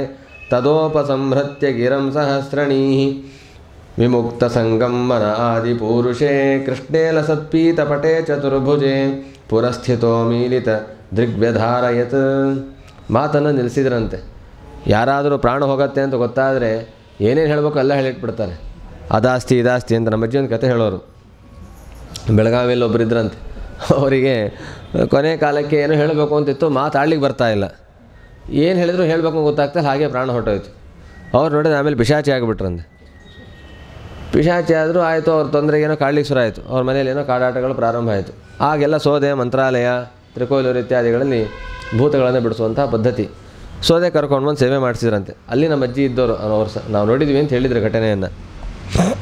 ಅಲ್ಲಿ ಬಂದು ಯಾಕೆ ಇಷ್ಟು ಕಾಡ್ತಾ ಇದ್ದೀನಿ, ನಿನಗೇನು ಬೇಕು ಅಂತ ಕೇಳಿದರೆ, ನಾನೊಂದು ಬಂಗಾರದ ಉಂಗುರವನ್ನು ಮಾಡಿಸಿಕೊಟ್ಟಿದ್ದೆ, ನನ್ನ ಮಗನ ಹತ್ರ ಇದೆ ಅದು, ಅದನ್ನೆಲ್ಲಿ ಅವನು ಹೆಂಡ್ತಿ ಕೊಟ್ಬಿಡ್ತಾನೋ ಏನೋ, ನನ್ನ ಮಗಳಿಗೇನು ಮಾಡಿಸಿದ್ದದನ್ನು ಮಗಳಿಗೆ ಕೊಟ್ಬಿಡ್ಬೇಕು ಅಂತ. ಹೀಗೆಲ್ಲ ಇಟ್ಕೊಂಡು ಸತ್ತು ಹೋದರೆ ಏನು ಮಾಡಬೇಕು? ಸಾಯಬೇಕಾದ್ರೆ ಈ ರೀತಿ ಮೋಹಗಳನ್ನು ಇಟ್ಕೊಂಡ್ರೆ ಇಂಥ ಪ್ರೇತ ಬಾಧೆಗಳಾಗುವ ಪ್ರಸಂಗ ಬರುತ್ತೆ. ಅದಕ್ಕೋಸ್ಕರ ಇಂತಹ ತಪ್ಪುಗಳನ್ನು ಮಾಡಬಾರದು. ಅದಕ್ಕೆ ಹೇಳ್ತಾರೆ ತದೋಪಸಂಹೃತ್ಯ ಗಿರಂ. ಅಲ್ಲಿ ಅವರು ಒಳ್ಳೆಯ ಮಾತುಗಳನ್ನು ಆಡ್ತಾಯಿದ್ರು ಭೀಷ್ಮಾಚಾರ್ಯರು. ಎಲ್ಲ ಮಾತುಗಳನ್ನು, ಲೌಕಿಕವಾದ ಮಾತು ಅಂತ ಆಡ್ತಾನೇ ಇರಲಿಲ್ಲ. ಬೇರೆಯವರ ಜೊತೆ ಮಾತನ್ನು ನಿಲ್ಲಿಸಿದರು. ಯಾಕೆಂದರೆ ಮನಸ್ಸಿನಲ್ಲಿ ಧ್ಯಾನವನ್ನು ಮಾಡಬೇಕು, ಮನಸ್ಸಿನಲ್ಲಿ ಭಗವಂತನ ಚಿಂತನೆಯನ್ನು ಮಾಡಬೇಕು. ವಿಮುಕ್ತ ಸಂಗಮ್, ಆ ಮನಸ್ಸಿನಲ್ಲಿ ಯಾವ ಸಂಘವೂ ಇರಲಿಲ್ಲ. ಮೊದಲೇ ಅವ್ರ ಮದುವೆ ಆಗಿಲ್ಲ, ಮಕ್ಕಳಿಲ್ಲ, ಏನಿಲ್ಲ. ಬರೋ ಪರಿಸ್ಥಿತಿಗಳಲ್ಲಿ ಹೀಗಿದೆ. ಆ ಇದ್ದರ ಮೇಲೂ ಕೂಡ ಲೌಕಿಕವಾದ ಸಂಬಂಧಗಳನ್ನು ಬಿಟ್ಟಿದ್ದಾರೆ. ಬಿಟ್ಟು ಎದುರಿಗೆ ಇರುವಂತಹ ಪೀತಾಂಬರಧಾರಿಯಾದಂತಹ ಕೃಷ್ಣ ಪರಮಾತ್ಮನಲ್ಲಿ ತಮ್ಮ ಮನಸ್ಸನ್ನು ಲೀನಗೊಳಿಸಿ ಭಗವಂತನನ್ನು ನೋಡ್ತಾ ತಾವು ಭಗವಂತನನ್ನು ಚಿಂತನೆ ಮಾಡ್ತಾ ಇದ್ದಾರೆ. ತುಂಬ ಸುಂದರವಾದಂತಹ ಸ್ತೋತ್ರಗಳನ್ನು ಭೀಷ್ಮಾಚಾರ್ಯರು ಇಲ್ಲಿ ಪ್ರಾರ್ಥನೆ ಮಾಡ್ತಾ ಇದ್ದಾರೆ. ಭಗವಂತನನ್ನು ಚಿಂತನೆ ಮಾಡ್ತಾ ಎಲ್ಲ ಪ್ರಾರ್ಥನೆಯ ಮುಖ್ಯವಾದ ಭಾವನೆ ಏನು ಅಂತಂದರೆ, ನನ್ನ ಬುದ್ಧಿ ನನ್ನ ಮನಸ್ಸು ಭಗವಂತನಲ್ಲಿ ಸ್ಥಿರವಾಗಿ ನಿಲ್ಲಲಿ ಅನ್ನೋದೇ ಪ್ರಾರ್ಥನೆ. ಈ ವಿಷ್ಣುತೀರ್ಥರು, ಮಾಧುನೂರು ವಿಷ್ಣುತೀರ್ಥರು ಒಂದು ಸ್ತೋತ್ರವನ್ನು ಮಾಡಿದ್ದಾರೆ. ಶ್ರೀಕೃಷ್ಣ ಮನ್ಮರಣಕಾಲ ಉಪಾಗತೇತು ತೊನ್ನಾಮ ಮದ್ವದನ ಮದ್ವಚನ ಗೋಚರತಾಮುಪಯಿತು. ನನ್ನ ಮರಣಕಾಲ ಸಮೀಪಿಸಿದಾಗ ನಿನ್ನ ನಾಮಸ್ಮರಣೆ, ನಿನ್ನ ನಾಮ ನನ್ನ ಮಾತಿನಲ್ಲಿ ಬರ್ತಾ ಇರಲಿ. ಅದರ ಅಭಿಪ್ರಾಯ ನಿನ್ನ ನಾಮಸ್ಮರಣೆಯನ್ನು ಮಾಡ್ತಾ ಮಾಡ್ತಾ ನಾವು ದೇಹವನ್ನು ಬಿಡಬೇಕು ಅಂತ ಎಷ್ಟೋ ಜನ ಯೋಚನೆ ಮಾಡೋದುಂಟು. ಹಾಗಾದರೆ ಮರಣಕಾಲಕ್ಕೆ ಈ ಸ್ತೋತ್ರ ಹೇಳಿದ್ರಾಯಿತು ಅಂತ. ಮರಣಕಾಲಕ್ಕೆ ಈ ಸ್ತೋತ್ರ ಹೇಳಬೇಕು ಅನ್ನೋ ಬುದ್ಧಿ ಯಾರಿಗಿರುತ್ತೆ? ಆಯಿತಾ? ಇವ್ರಿಗೆ ಬುದ್ಧಿನೇ ಇರೋದಿಲ್ಲ, ಬುದ್ಧಿ ಇದ್ದರೆ ಮಾತಿರೋದಿಲ್ಲ, ಅಕ್ಕಪಕ್ಕದವರಿಗಂತೂ ಏನೂ ಗೊತ್ತಾಗೋದಿಲ್ಲ. ಇಂಥ ಪರಿಸ್ಥಿತಿ ಇರುತ್ತೆ. ಹಾಗಾದರೆ ಬದುಕಿದ್ದಾಗ ಪ್ರಾರ್ಥನೆ ಮಾಡಬೇಕು. ಶ್ರೀಕೃಷ್ಣ ಮನ್ಮರಣ ಕಾಲ ಉಪಾಗತೇತು, ನಾನು ಸಾಯುವ ಕಾಲ ಬಂದಿದೆ ಅಂತಂದಾಗ, ಅದು ಬಂದಿದೆ ಯಾವಾಗೋ ಬರುತ್ತೆ ಅಲ್ಲ, ಈ ಕ್ಷಣಕ್ಕೂ ನಮ್ಮ ಸಾವಿಗೆ ನಾವು ಹತ್ತಿರ ಆಗ್ತಾ ಇರ್ತೇವೆ. ಒಂದು ಕ್ಷಣ ಹೋಯಿತು ಅಂತಂದರೆ ಇರೋ 100 ವರ್ಷಗಳಲ್ಲಿ ನಾವು ಮುಂದೆ ಬರ್ತಾ ಇದ್ದೀವಿ ಅಂತ ಅರ್ಥ. ಹಾಗಾದರೆ ದಿನ ದಿನ ನಾವು ಮರಣಕಾಲಕ್ಕೆ ಸಮೀಪಿಸ್ತಾ ಇದ್ದೀವಿ ಅಂತ ಅರ್ಥ. ಹಾಗಾದರೆ ಪ್ರತಿ ಕ್ಷಣದಲ್ಲೂ ನಾವು ದೇವರನ್ನು ಬೇಡಿಕೊಳ್ಳಬೇಕು. ಶ್ರೀಕೃಷ್ಣ ಮನ್ಮರಣ ಕಾಲ ಉಪಾಗತೇತು ತೊನ್ನಾಮ ಮಧ್ವಚನ ಗೋಚರತಾಮುಪಯಿತು. ಶಾಸ್ತ್ರ ಹೇಳುತ್ತೆ, ಧರ್ಮಾಚರಣೆ ಭಗವಂತನ ಸ್ಮರಣೆ ಹೇಗೆ ಮಾಡಬೇಕು ಅಂತಂದರೆ, 2 ನಿಮಿಷದಲ್ಲಿ ನಿನ್ನನ್ನು ಯಮಲೋಕಕ್ಕೆ ಕರೆದುಕೊಂಡು ಹೋಗ್ತೀವಿ ಅಂತ ಏನು ಟೆನ್ಷನ್ ಆಗುತ್ತೆ. 2 ನಿಮಿಷ ಪರೀಕ್ಷಾ ಹಾಲಿಗೆ ಹೋಗಬೇಕು ಅಂತಂದರೆ ಎಲ್ಲ ಪುಸ್ತಕಗಳು ಹಾಲಿಂದ ಎಲ್ಲ ಓದಿ ಏನೇ ಮಾಡಬೇಕು ಅಂತ ಪ್ರಯತ್ನ ಪಡ್ತಿರ್ತಾನೆ ಮನುಷ್ಯ. ಹಾಗೆ ಇನ್ನು ಯಮಲೋಕಕ್ಕೆ ಹೋಗಿ ನಿಲ್ಲಬೇಕಾಗತ್ತೆ ಇನ್ನೊಂದು 2 ನಿಮಿಷದಲ್ಲಿ ಅಂತಂದರೆ, ಆ ಸಮಯದಲ್ಲಿ ಏನು ಧರ್ಮ ಪ್ರಜ್ಞೆ ಬರುತ್ತೆ ಸಾತ್ವಿಕರಿಗೆ, ಅದು ಆ ಕ್ಷಣದಲ್ಲಿ ಬರೋದಲ್ಲ. ಯಾವಾಗಲೂ ಆ ಪ್ರಜ್ಞೆ ಇರಬೇಕು. ಯಾಕಂದರೆ ಯಾವ ಕಾಲದಕ್ಕೆ ಏನು ಅಂತ ಅನ್ನೋದು ಗೊತ್ತಿರೋದಿಲ್ಲ. ಹೀಗೆ ಇದನ್ನೆಲ್ಲ ತಲೆಯಲ್ಲಿ ಇಟ್ಟುಕೊಂಡು ಭೀಷ್ಮಾಚಾರ್ಯರು ಆ ಕೃಷ್ಣ ಪರಮಾತ್ಮನ ಸ್ತೋತ್ರವನ್ನು ಮಾಡ್ತಾ ಇದ್ದಾರೆ. ವಿಜಯ ಸಖೆ ರತಿರಸ್ತು ಮೇನ ವದ್ಯ ನಿರ್ದುಷ್ಟ. ಮತ್ತು ಅದು ಹೇಗಿರಬೇಕು, ನಾವು ಅಂದ್ಕೊಂಡಂತೆ ಭಾವನೆ ಬರಬಾರದು. ನಾವು ಹೀಗೆ ಅಂದ್ಕೊಳ್ತೀವಿ, ಅದು ಹೀಗೇ ಇದೆ ಅಲ್ಲ, ಹೇಗಿದೆ ಹಾಗೆ ತಿಳ್ಕೊಳ್ಬೇಕು. ನಾವು ತಿಳಿದಂತೆ ಅದಿದೆ ಅಂತ ನಾವು ಭಾವಿಸಬಾರದು. ಹೇಗಿದೆ ಹಾಗದನ್ನು ತಿಳಿಬೇಕು. ಮೇ ಅನವದ್ಯ ರತಿ, ನಿರ್ದುಷ್ಟವಾದಂತಹ ಆಸಕ್ತಿ ಭಗವಂತನಲ್ಲಿ ಇರಲಿ ಅಂತ ಪ್ರಾರ್ಥನೆ ಮಾಡ್ತಾರೆ. ಅಲ್ಲಿ ಸ್ತೋತ್ರ ಮಾಡುವ ರೀತಿಯೇ ವಿಚಿತ್ರ. ನಾವೆಲ್ಲರೂ ಕೂಡ ಆ ಸ್ತೋತ್ರವನ್ನು ಮಾಡಿದ್ದಾರೆ. ಭಗವಂತ ಗುಣಪರಿಪೂರ್ಣ, ನಿರ್ದೋಷ, ಜ್ಞಾನಾನಂದ, ಲಕ್ಷ್ಮೀಪತಿ, ಈ ರೀತಿ ಸ್ತೋತ್ರ ಮಾಡುವ ಕ್ರಮ ಒಂದು. ಭೀಷ್ಮಾಚಾರ್ಯರು ಅದೆಷ್ಟು ಅನುಭವಿಸಿದ್ದಾರೆ ಅಂತಂದರೆ ಈ ಪ್ರಸಂಗ ಯಾವಾಗಲೂ ತುಂಬ ಸಂತೋಷ ಕೊಡ್ತಾ ಇರುತ್ತೆ ಮನಸ್ಸಿಗೆ. ಒಬ್ಬರು ಎದುರಾಳಿಯಾಗಿ ನಿಂತಿದ್ದಾರೆ ಅಂತಂದರೆ ಅವರಲ್ಲಿ ದೋಷವೇ ಕಾಣ್ತಾ ಇರುತ್ತೆ, ನಮಗೆ ಅವ್ರ ಮೇಲೆ ಸಿಟ್ಟೇ ಬರ್ತಾ ಇರುತ್ತೆ. ಸರಿ, ಭೀಷ್ಮಾಚಾರ್ಯರು ಯಾವ ಪ್ರಸಂಗದಲ್ಲಿದ್ದಾರೆ ಅಂತಂದರೆ, ಎದುರಿಗೆ ಕೃಷ್ಣ ಅರ್ಜುನ, ಈ ಕಡೆ ಕೌರವರ ಕಡೆ ನಿಂತ್ಕೊಂಡಿದ್ದಾರೆ. ದುರ್ಯೋಧನ ಅವರನ್ನು ಚುಚ್ಚಿ ಪಾಂಡವರ ವಿರುದ್ಧ ಹೋರಾಡಲಿಕ್ಕೆ ತುಂಬ ಪ್ರೇರಣೆಯನ್ನು ಕೊಡ್ತಾ ಇದ್ದಾನೆ. ನೀವೇನಿದ್ದೀರಿ, ವಯಸ್ಸಾಗಿದೆ ನಿಮಗೆ ಅಂತೆಲ್ಲ ಛೇಡಿಸ್ತಾ ಇದ್ದಾನೆ ಅವರನ್ನು. ಹಾಗಾಗಿ ಇವರು ಯುದ್ಧ ಮಾಡಿ ತಮ್ಮ ಪರಾಕ್ರಮ ತೋರಿಸ್ಬೇಕು ಅನ್ನುವ ಒಂದು ಉತ್ಸಾಹದಲ್ಲಿದ್ದಾರೆ. ಜೊತೆಗೆ ಅವರು ಯುದ್ಧ ನಿಂತ ಮೇಲೆ ಹೋರಾಡಲೇಬೇಕು, ಎದುರಾಳಿಗಳನ್ನು ಹೊಡಿಲೇಬೇಕು. ಅಲ್ಲೇನು ಮತ್ತೆ ಬಾಂಧವ್ಯ ಭಕ್ತಿ ಎಲ್ಲ ಏನಿಲ್ಲ. ಅಷ್ಟು ರೋಷದಲ್ಲಿ ಹೋರಾಡ್ತಾ ಇದ್ದಂತಹ ಭೀಷ್ಮಾಚಾರ್ಯರು, ಕೃಷ್ಣ ಪರಮಾತ್ಮ ಒಂದು ಸಂದರ್ಭ ಮುಂದೆ ಹೇಳ್ತಾರೆ ಅದನ್ನು. ಆ ಕೃಷ್ಣ ಪರಮಾತ್ಮ ಒಂದು ಸಂದರ್ಭದಲ್ಲಿ ನಿಮ್ಮನ್ನು ಸಾಯಿಸ್ತೀನಿ ಅಂತ ಓಡಿ ಬರ್ತಾ ಇದ್ದಂತೆ. ಓಡಿ ಬರ್ತಾ ಇದ್ದರೆ ತಾವು ಆಯುಧಗಳನ್ನು ಕೈಬಿಟ್ಟು ಸ್ತೋತ್ರ ಮಾಡ್ತಾ ಕಣ್ಣೀರು ಹಾಕ್ತಾ ನಿಂತಿದ್ದಾರೆ ಯುದ್ಧ ಸಂದರ್ಭದಲ್ಲಿ. ಹಾಗಾದ್ರೆ ಇವರು ಭಕ್ತಿಯಿಂದ ಯುದ್ಧ ಮಾಡ್ತಾ ಇದ್ರಾ, ಸಿಟ್ಟಿನಿಂದ ಯುದ್ಧ ಮಾಡ್ತಾ ಇದ್ರಾ? ಭಕ್ತಿ ಇದ್ದರೆ ಯುದ್ಧ ಮಾಡಲಿಕ್ಕೆ ಸಾಧ್ಯವಾ? ಇದೆಲ್ಲ ಹೇಗಿದು? ಮನಸ್ಸಲ್ಲಿ ಪ್ರೀತಿ, ದೇಹದಿಂದ ಯುದ್ಧ. ಅಂದರೆ ಎಲ್ಲವೂ ಕೂಡ ಕರ್ತವ್ಯ ನಿಷ್ಠೆ, ಭಗವಂತನ ವ್ಯಾಪಾರ ಇದು ಅಂತ ಭಾವನೆ ಇದ್ದರೆ ಮಾತ್ರ ಇಂಥವೆಲ್ಲ ಪ್ರವೃತ್ತಿ ಸಾಧ್ಯ. ಹಾಗೆ ಆ ಯುದ್ಧ ಸನ್ನಿವೇಶದಲ್ಲಿ ಭಗವಂತ ಮಾಡಿದಂತಹ ವ್ಯಾಪಾರ ಭೀಷ್ಮಾಚಾರ್ಯರಿಗೆ ಮನಸ್ಸಿಗೆ ತುಂಬ ಗಾಢವಾಗಿ ನಾಟಿದೆ. ಅಲ್ಲಿಯ ಪ್ರಸಂಗಗಳಲ್ಲಿ ತುಂಬ ವರ್ಣನೆ ಮಾಡ್ತಾರೆ ಭೀಷ್ಮಾಚಾರ್ಯರು ಈ ಸ್ತೋತ್ರದಲ್ಲಿ. ಯುಧಿ ತುರಗ ರಜೋ ವಿಧೂಮ್ರ ವಿದ್ಯತ್ ಕಚಲುಲಿತ ಶ್ರಮವಾರ್ಯಲಂಕೃತಾಸ್ಯೇ ಮಮ ನಿಶಿತಶರೈ ವಿವಿದ್ಯಮಾನತ್ವಚಿ ವಿಲಸತ್ ಕವಚೇಸ್ತು ಕೃಷ್ಣಾತ್ಮ. ಅಲ್ಲಿ ಯುದ್ಧದಲ್ಲಿ ಏನಾಗಿತ್ತು ಅಂತಂದರೆ, ಕುದುರೆಗಳು ಓಡಿ ಆ ಕಣಗಳು ಹಾರಿ ಅದೆಲ್ಲವೂ ಕೂಡ ಪರಮಾತ್ಮನ ದೇಹದ ಮೇಲೆ, ಮುಖದ ಮೇಲೆ ಎಲ್ಲ ಧೂಳುಗಳು ಬಂದು ತಾಕ್ತಾ ಇತ್ತಂತೆ. ಅದೊಂದು ರೀತಿ ಅಲಂಕಾರ ಆದಂಗೆ ಆಗಿತ್ತಂತೆ ಭಗವಂತನಿಗೆ. ಜೊತೆಗೆ ಭೀಷ್ಮಾಚಾರ್ಯರು ಬಾಣಗಳು ಬರೀ ಅರ್ಜುನಿಗೆ ಬಿಡ್ತಾ ಇರಲಿಲ್ಲ, ಸಾರಥಿಗೂ ಬಿಡ್ತಾಯಿದ್ರು, ಕೃಷ್ಣನಿಗೂ ಬಿಡ್ತಾಯಿದ್ರು. ಏನೇ ಯುದ್ಧದ ಕವಚ ಹಾಕಿಕೊಂಡಿದ್ರು ಕೂಡ ಆ ಬಾಣಗಳು ಕವಚವನ್ನು ಸೀಳಿ ಭಗವಂತನ ದೇಹಕ್ಕೆ ತಾಗಿ ಆ ರಕ್ತ ಎಲ್ಲ ಸುರಿತಾ ಇತ್ತಂತೆ. ಒಂದು ರೀತಿ ರಕ್ತ ಈ ಧೂಳುಗಳೆಲ್ಲ ಸೇರಿ ಏನೋ ವಿಲಕ್ಷಣವಾದ ಕಾಂತಿ ಭಗವಂತನಲ್ಲಿ ಕಾಣ್ತಾ ಇತ್ತು. ಅಂತಹ ಭಗವಂತ ಆ ಸಂದರ್ಭದಲ್ಲಿ ಎಷ್ಟು ಸುಂದರವಾಗಿ ಕಾಣ್ತಾ ಇದ್ದ ಅಂತ ನಾನೊಬ್ಬನೇ ಅನುಭವಿಸ್ಲಿಕ್ಕೆ ಸಾಧ್ಯ, ಅದನ್ನು ಬೇರೆ ಯಾರು ಅನುಭವಿಸಬೇಕು ಅಂತಾರೆ. ಅಂತಹ ಪರಮಾತ್ಮನಲ್ಲಿ ನನ್ನ ಮನಸ್ಸಿರಲಿ ಅಂದರೆ ಇದೆಲ್ಲ ಹೊಡೆದಾಟ ಅನ್ಬೇಕಾ, ಭಕ್ತಿ ಅನ್ಬೇಕಾ ಇದನ್ನು ಅಂದರೆ ಅಲ್ಲಿ ಸ್ಪಷ್ಟತೆ ಇದೆ ಅವರಿಗೆ. ಭಗವಂತನಿಗೆ ಇದರಿಂದ ಯಾವ ಏಟು ಆಗಿಲ್ಲ, ಕೇವಲ ಅದನ್ನು ತೋರಿಸಿದ್ದಾನೆ, ಹಾಗಾಗಿ ಅದು ಲೀಲೆ. ಇಲ್ಲ ನೀನು ಹೊಡೆದಿದ್ದೀನಿ, ತುಂಬ ರಕ್ತ ಸುರಿತಾ ಇದೆ, ನೀನು ನೋಡಿ ತುಂಬ ಸಂತೋಷ ಆಗ್ತಾ ಇದೆ ಅಂತ ಭಕ್ತಿಯಿಂದ ಯಾರು ಸ್ತೋತ್ರ ಮಾಡಲಿ ಸಾಧ್ಯ ಇದೆಯಾ? ಈ ರೀತಿ ಭಗವಂತ ತಾನಲ್ಲಿ ತೋರಿಸಿ ನಮ್ಮ ಮೇಲೆ ಎಷ್ಟು ಅನುಗ್ರಹವನ್ನು ತೋರಿಸಿದ್ದಾನೆ ಅಂತ ಚಿಂತನೆ ಮಾಡ್ತಾ ಇದ್ದಾರೆ. ಒಂದು ಸಂದರ್ಭದಲ್ಲಿ ಸಪದಿ ಸಖಿವಚೋ ನಿಶಮ್ಯ ಮಧ್ಯೆ ನಿಜ ಪರಯೋರ್ ಬಲಯೋ ರಥಂ ನಿವೇಶ್ಯ ಸ್ಥಿತವತಿ ಪರಸೈನಿಕಾಯುರಕ್ಷಣ ಹೃತವತಿ ಪಾರ್ಥ ಸಖೇ ರತಿರ್ಮಮಾಸ್ತು. ಆ ಯುದ್ಧ ಪ್ರಾರಂಭ ಆದ ಸನ್ನಿವೇಶ, ತನ್ನ ಸಖಿ ಸ್ನೇಹಿತ ಅರ್ಜುನ ಹೇಳ್ತಾ ಇದ್ದಾನೆ, ಸೇನೆಯೋರುಭಯೋರ್ ಮಧ್ಯೆ ರಥಂ ಸ್ಥಾಪಯ ಮೇಚ್ಯುತ ಯಾವದೇತ ನಿರೀಕ್ಷೇಹಂ ಯುದ್ಧಕಾಮಾನ್ ಅವಸ್ಥಿತಾನ್. ಎಷ್ಟು ದಿವಸದಿಂದ ಇವರನ್ನು ಯುದ್ಧ ಮಾಡಬೇಕು ಅಂತ ಕಾಯ್ತಾ ಇದ್ದೇನೆ, ಹೋಗಿ 2 ಸೈನ್ಯಗಳ ಮಧ್ಯದಲ್ಲಿ ನಾನು ನಿಲ್ಲಿಸು, ಒಂದು ಕ್ಷಣದಲ್ಲಿ ಇವರೆಲ್ಲ ನೋಡಿ ಏನಾರು ಮಾಡಿಬಿಡ್ತೇನೆ ಅಂತ ಅನ್ನೋ ಉತ್ಸಾಹ ಇದೆ. ಅರ್ಜುನನ ಮಾತನ್ನು ಕೇಳಿ ಕೃಷ್ಣ ಪರಮಾತ್ಮ ತಂದು ನಿಲ್ಲಿಸಿದಾಗ ಏನಾಯಿತು? ಗಾಂಡೀವಂ ಸ್ರಂಸತೆ ಹಸ್ತ ತ್ವಚ್ಚೈವ ಪರಿದಹ್ಯತೆ ನ ಚ ಶಕ್ನುಂ ವ್ಯವಸ್ಥಾತು ಭ್ರಮತೀವ ಚ ಮೇ ಮನಃ. ಅರ್ಜುನನ ಪರಿಸ್ಥಿತಿ ಹೀಗೆ. ಆದರೆ ಕೃಷ್ಣ ಪರಮಾತ್ಮ ಏನು ಮಾಡಿದ? ಎಲ್ಲ ಆರೊಂದ್ಸತಿ ನೋಡ್ತಾ ಬಂದಂತೆ.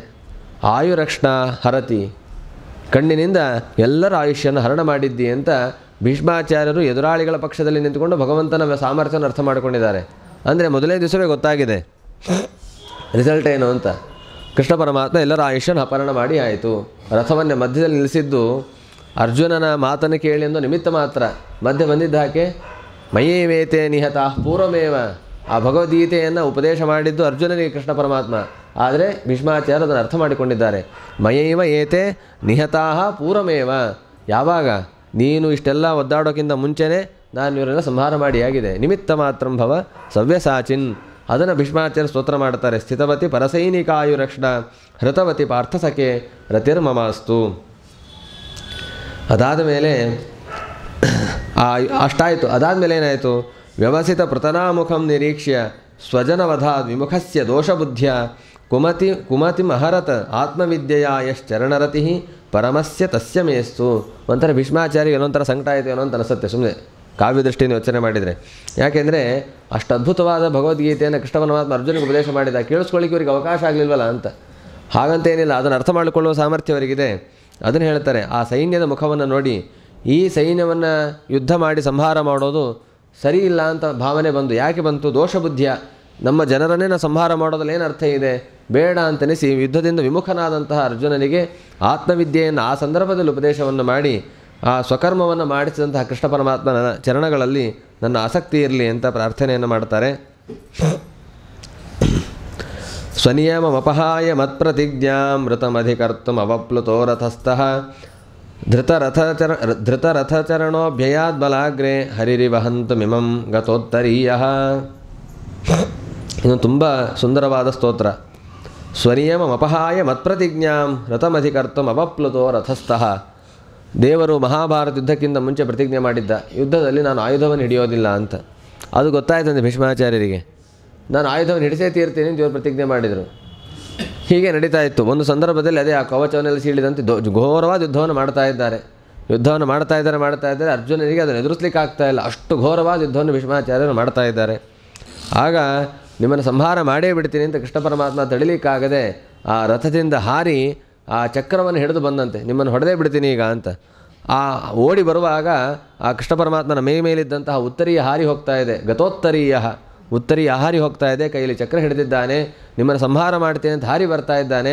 ಒಂದು ವೃದ್ಧವಾದ ಆನೆಯ ಮೇಲೆ ಚಿಕ್ಕ ಸಿಂಹದ ಮರಿ ಹಾರಿ ಬಂದು ಹೇಗಿರುತ್ತೋ, ನಾನು ವೃದ್ಧ, ನನ್ನ ಮೇಲೆ ಆ ಕೃಷ್ಣ ಪರಮಾತ್ಮ ಹಾರಿ ಬರ್ತಾ ಇದ್ದಾನೆ. ಈ ಸಂದರ್ಭವನ್ನು ನೆನೆದು ಕಣ್ಣೀರು ಹಾಕ್ತಾ ಇದ್ದಾರೆ ಭೀಷ್ಮಾಚಾರ್ಯರು. ಯಾಕೆ ಅಂತಂದರೆ ಭಕ್ತ ಕಾರುಣ್ಯ ಅಂಥದ್ದು ಭಗವಂತನಿಗೆ. ನನ್ನ ಪ್ರತಿಜ್ಞೆ ಹೋದರೂ ಪರವಾಗಿಲ್ಲ, ನನ್ನ ಭಕ್ತರ ಪ್ರತಿಜ್ಞೆ ಯಾವತ್ತಿಗೂ ತೊಂದರೆ ಆಗಬಾರದು. ಅವರು ಆಯುಧವನ್ನು ಹಿಡಿಸ್ತೇನೆ ಅಂತ ಹೇಳಿದ್ದಾರೆ, ಆಯುಧವನ್ನು ಹಿಡಿದು ನಾನು ಹೋಗ್ತೇನೆ ಅವ್ರ ಮುಂದೆ. ನೀನು ಹೊಡಿಲಿಲ್ಲ ಮಾಡಲಿಲ್ಲ, ಸುಮ್ಮನೆ ಹೋದೋ ಅವ್ರ ಸ್ತೋತ್ರ ಮಾಡಿದ್ರು, ಬಂದು ವಾಪಸ್ ರಥದಲ್ಲಿ ಕೂತ್ಕೊಂಡ. ಇದು ಸ್ಥಿತಿ. ಹೀಗೆ ಸ್ವನಿಯಮಪಹಾಯ ಮತ್ಪ್ರತಿಜ್ಞಾ ಮೃತಮಧಿಕರ್ತುಂ ಅವಪ್ಲುತೋ ರಥಸ್ಥಃ ಧೃತಚರಣೋಭ್ಯಯಾದ್ ಬಲಾಗ್ರೆ ಹರಿರಿವ ಹಂತುಮಿಭಂ ಗತೋತ್ತರೀಯಃ. ಹೀಗೆ ಅದನ್ನು ಪ್ರಾರ್ಥನೆ ಮಾಡ್ತಾರೆ. ಮತ್ತು ಜೊತೆಗೆ ಅರ್ಜುನನ ಹೇಗೆ ರಕ್ಷಣೆ ಮಾಡಿದ್ದಾನೆ ದೇವರು. ವಿಜಯರಥ ಕುಟುಂಬ ಆತ್ತತೋತ್ರೆ ಧೃತಹಯ ರಶ್ಮಿಜಿತ ಶಮೇಕ್ಷಣೀಯೇ ಭಗವತಿ ರತಿರಸ್ತು ಮೇ ಮುಮೂರ್ಷೋ ಯಮಿಹ ನಿರೀಕ್ಷ್ಯ ಹತಾ ಗತಾ ಸ್ವರೂಪಂ. ಭಗವಂತನ ಪ್ರವೃತ್ತಿ ಹೇಗಿತ್ತು ಮಹಾಭಾರತ ಯುದ್ಧ ಸಂದರ್ಭದಲ್ಲಿ ಅಂತಂದರೆ, ವಿಜಯರಥ ಕುಟುಂಬ, ಆ ಅರ್ಜುನನ ರಥ ಏನಿತ್ತೋ ಅದೇ ಕುಟುಂಬ ಆಗಿತ್ತಂತೆ. ಅಂದರೆ ಅರ್ಥ ಏನು, ಸರ್ವಸ್ವವಾಗಿತ್ತು ಅಂತ ಅರ್ಥ. ಒಬ್ಬ ಗೃಹಸ್ಥನಿಗೆ ಅವನ ಕುಟುಂಬವೇ ಸರ್ವಸ್ವ. ಹಾಗಾಗಿ ಪರಮಾತ್ಮನಿಗೆ ಆ ರಥವೇ ಸರ್ವಸ್ವ. ಆ ಕುದುರೆಗಳು, ಆ ರಥದ ಒಂದೊಂದು ಚಕ್ರಗಳು, ಮೇಲ್ಭಾಗ ಎಲ್ಲವೂ, ಅಂದರೆ ಒಬ್ಬ ಸಾರಥಿಗೆ ಯಾವ ರೀತಿಯಾದ ತನ್ನ ರಥದ ಮೇಲೆ ಹಿಡಿತ ಇರಬೇಕು, ಪ್ರೀತಿ ಇರಬೇಕು, ಒಬ್ಬ ಚಾಲಕನಿಗೆ ಯಾವ ರೀತಿಯಾದ ವಾಹನದ ಮೇಲೆ ಪ್ರೀತಿ ಭಾವನೆ ಹಿಡಿತ ಇರಬೇಕು ಅನ್ನೋದನ್ನು ಕೂಡ ಇಲ್ಲಿ ಸೂಚನೆ ಕೊಡ್ತಾರೆ. ಮುಖ್ಯವಾಗಿ ಕೃಷ್ಣ ಪರಮಾತ್ಮ ಎಷ್ಟು ಇನ್ವಾಲ್ವ್ಮೆಂಟ್ ತೋರಿಸಿದ್ದ ಆ ಸಂದರ್ಭದಲ್ಲಿ. ಆತ್ತತೋತ್ರೆ, ಹಗ್ಗವನ್ನು ಹಿಡಿದಿದ್ದಾನೆ ಪರಮಾತ್ಮ ಆ ಸಂದರ್ಭದಲ್ಲಿ. ಆ ಕುದುರೆಗಳ ಹಗ್ಗವನ್ನು ಹಿಡಿದು ಅವುಗಳನ್ನು ಪ್ರೇರಣೆಯನ್ನು ಕೊಡ್ತಾ, ಅವುಗಳ ಶ್ರಮವನ್ನು ಪರಿಹಾರ ಮಾಡ್ತಾ, ಅವುಗಳಿಗೆ ಆಹಾರವನ್ನು ಉಣಿಸ್ತಾ, ಆ ರಥಕ್ಕೆ ಏನೂ ಆಗದೇ ಇರುವಂತೆ ರಕ್ಷಣೆ ಮಾಡಿದ್ದಾನೆ. ರಥಕ್ಕೇನು ಆಗ್ತಾ ಇಲ್ಲ ಅಂತಂದರೆ ರಥದೊಳಗಿರುವ ಅರ್ಜುನ ಏನು ತಾನೇ ಆಗಲಿಕ್ಕೆ ಸಾಧ್ಯ. ಅಂತಹ ಪರಮಾತ್ಮನನ್ನು ಮುಮೂರ್ಷವಾಗಿದ್ದೇನೆ, ಸಾಯುವ ಹಂತದಲ್ಲಿ ನಾನು ಬಂದಿದ್ದೇನೆ, ಇನ್ನೇನು ಮಾಡಬೇಕಾದ ಅವಶ್ಯಕತೆ ಇಲ್ಲ, ಅಂತಹ ಪರಮಾತ್ಮನನ್ನು ಸ್ಮರಣೆ ಮಾಡ್ತಾ ನೋಡ್ತಾ ನಾನು ಪ್ರಾಣವನ್ನು ಬಿಡ್ತೇನೆ ಅಂಥೇಳಿ ಅವರು ಚಿಂತನೆ ಮಾಡ್ತಾ ಇದ್ದಾರೆ. ಅಲ್ಲಿ ಹೇಳ್ತಾರೆ ಏನೇನು ನಡೆದಿತ್ತು ಮಹಾಭಾರತ ಯುದ್ಧ ಪ್ರಸಂಗದಲ್ಲಿ. ಬರೀ ರಕ್ತಪಾತ ಆಯಿತು ಅಂತ ಅಷ್ಟೇ ಅಲ್ಲ, ಯಾವ ಸಾಧಕರು ಈ ಕೃಷ್ಣ ಪರಮಾತ್ಮನ ಮುಖಾರವಿಂದವನ್ನು ನೋಡ್ತಾ ಅವನ ಸ್ಮರಣೆಯನ್ನು ಮಾಡ್ತಾ ಆಯುಧಗಳನ್ನು ಏಟು ತಿಂದಿರಬಹುದು, ಆದರೂ ಯಾರು ಭಗವಂತನ ಸ್ಮರಣೆಯನ್ನು ಮಾಡ್ತಾ ನೋಡ್ತಾ ಈ ರಣರಂಗದಲ್ಲಿ ದೇಹತ್ಯಾಗವನ್ನು ಮಾಡಿದ್ದಾರೋ ಅವರೆಲ್ಲರೂ ಕೂಡ ಗತಾಸ್ವರೂಪಂ, ಉತ್ತಮವಾದ ಸ್ಥಾನವನ್ನು ಪಡೆದಿದ್ದಾರೆ. ಹಾಗೆ ನಾನೂ ಕೂಡ ಭಗವಂತನ ಸ್ಮರಣೆಯೊಂದಿಗೆ ಈ ದೇಹವನ್ನು ತ್ಯಾಗ ಮಾಡ್ತೀನಿ ಅಂತ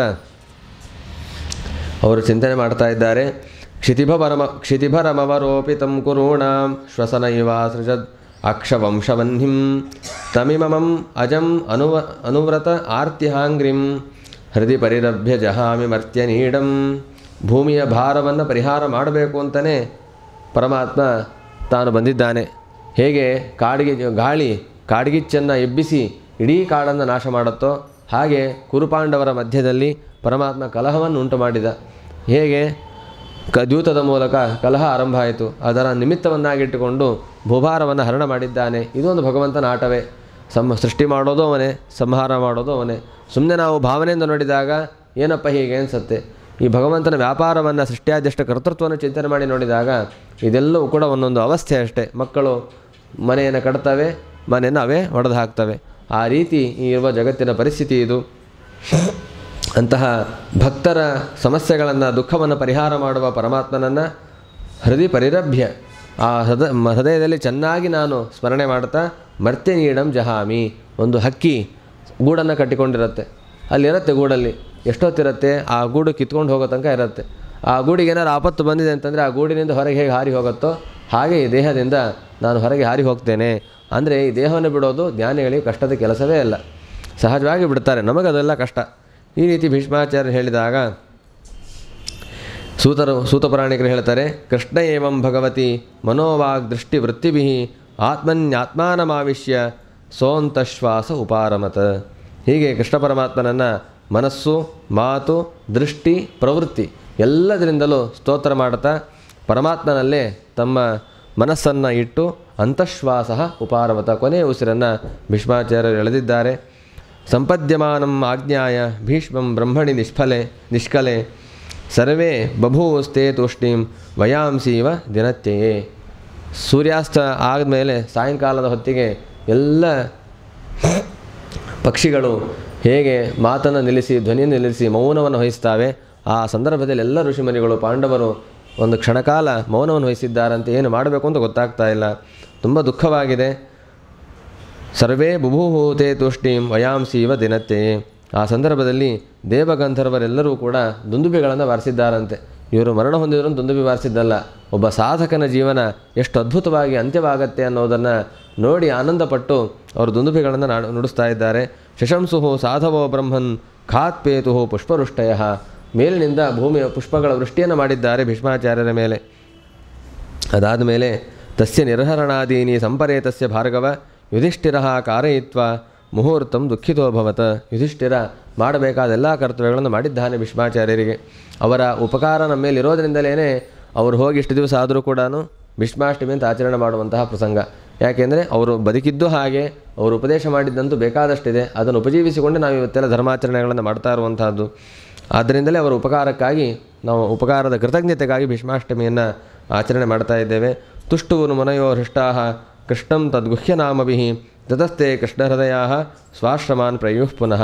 ಅಲ್ಲಿ ಬಂದ ಎಲ್ಲ ಋಷಿಮುನಿಗಳು ಭೀಷ್ಮಾಚಾರ್ಯರ ಉಪದೇಶವನ್ನು ಕೇಳಿ ಕೃಷ್ಣ ಪರಮಾತ್ಮನ ಸಾಮರ್ಥ್ಯವನ್ನು ಅರ್ಥ ಮಾಡಿಕೊಂಡು ಪರಮಾತ್ಮನ ಬೇರೆ ಬೇರೆ ನಾಮಗಳಿಂದ ಪರಮಾತ್ಮನ ಸ್ತೋತ್ರವನ್ನು ಮಾಡುತ್ತಾ ಮನಸ್ಸಿನಲ್ಲಿ ಕೃಷ್ಣನನ್ನು ಸ್ಮರಣೆ ಮಾಡುತ್ತಾ ತಮ್ಮ ತಮ್ಮ ಆಶ್ರಮವನ್ನು ಕುರಿತು ಹೊಂದಿದ್ದಾರೆ. ಅದಾದ ಮೇಲೆ ಯುಧಿಷ್ಠಿರನು ಕೂಡ ಧರ್ಮರಾಜ ಕೃಷ್ಣನ ಜೊತೆಗೆ ಮತ್ತೆ ಸೇರಿಕೊಂಡು ಎಲ್ಲ ತಮ್ಮಂದಿರು ಬಂಧು ಬಾಂಧವರ ಜೊತೆಗೆ ಉಳಿದವರು ಸೇರಿಕೊಂಡು ಹಸ್ತಿನಾಪಟ್ಟಣಕ್ಕೆ ಬಂದಿದ್ದಾನೆ. ಬಂದಾಗ ಅಲ್ಲಿ ಧೃತರಾಷ್ಟ್ರನಿಗೆ ದುಃಖವೂ ಆಗಿತ್ತು, ಜೊತೆಗೆ ಭೀಷ್ಮಾಚಾರ್ಯರ ನಿಧನ ಅದೊಂದು ರೀತಿಯಾದ ದುಃಖವೇ. ಒಂದು ರೀತಿಯಲ್ಲಿ ಭೀಷ್ಮಾಚಾರ್ಯರೇ ಆ ಧೃತರಾಷ್ಟ್ರಾದಿಗಳನ್ನೆಲ್ಲ ಬೆಳೆಸಿದ್ದು ಉಳಿಸಿದ್ದು. ಪಿತರಂ ಸಾಂತ್ವಯಾಮಾಸ ಗಾಂಧಾರಿಶ್ಚ ತಪಸ್ವಿನಿ. ಆ ಧೃತರಾಷ್ಟ್ರ ಹಾಗೂ ಗಾಂಧಾರಿ ಇವರನ್ನು ಸಾಂತ್ವನಗೊಳಿಸ್ತಾನೆ ಧರ್ಮರಾಜ. ನೋಡಿದರೆ ಸಾಂತ್ವನಗೊಳಿಸೋ ಅವಶ್ಯಕತೆ ಇಲ್ಲ, ಧೃತರಾಷ್ಟ್ರನ ಒಂದು ಅಂಧತೆಯಿಂದಲೇ ಇಷ್ಟೆಲ್ಲ ಸಮಸ್ಯೆ ಆಗಿದ್ದು. ಆದರೆ ಆ ಗುರುಸ್ಥಾನಕ್ಕೆ ದೊಡ್ಡವರ ಸ್ಥಾನಕ್ಕೆ ಗೌರವವನ್ನು ಕೊಡಲೇಬೇಕು ಅಂತ ಹೇಳಿ ಅವರಿಗೆ, ಜೊತೆಗೆ ಗಾಂಧಾರಿಯು ಕೂಡ ತಪಸ್ವಿನಿ, ಏನೇ ತೊಂದರೆ ಆಗಿದ್ದರೂ ಕೂಡ ಉತ್ತಮವಾದ ತಪಸ್ಸನ್ನು ಪಾತಿವ್ರತ್ಯವನ್ನು ಸಂಪಾದನೆ ಮಾಡಿದಂಥವಳು, ಅವರಿಗೂ ಕೂಡ ಸಮಾಧಾನವನ್ನು ಮಾಡಿದ್ದಾನೆ. ಅವರ ಅನುಮತಿಯನ್ನು ಪಡೆದುಕೊಂಡು ಧೃತರಾಷ್ಟ್ರನ ಅನುಮತಿಯನ್ನು ಪಡೆದುಕೊಂಡು ರಾಜ ವಾಸುದೇವಾನುಮೋದಿತ ಕೃಷ್ಣನ ಅನುಮತಿಯನ್ನು ಕೂಡ ಪಡೆದುಕೊಂಡು ಚಕಾರ ರಾಜ್ಯಂ ಧರ್ಮೇಣ ಪಿತೃಪೈತಾಮಹಂ ವಿಭು.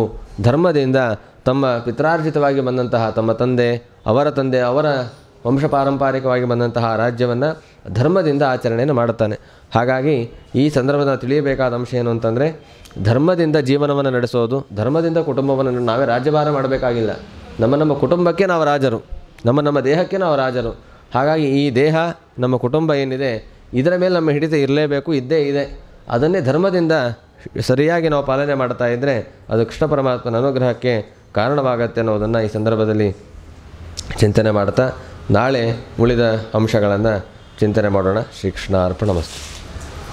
ಪ್ರೀತೋ ಸಿಂಹಾಪತೇನಾಥ.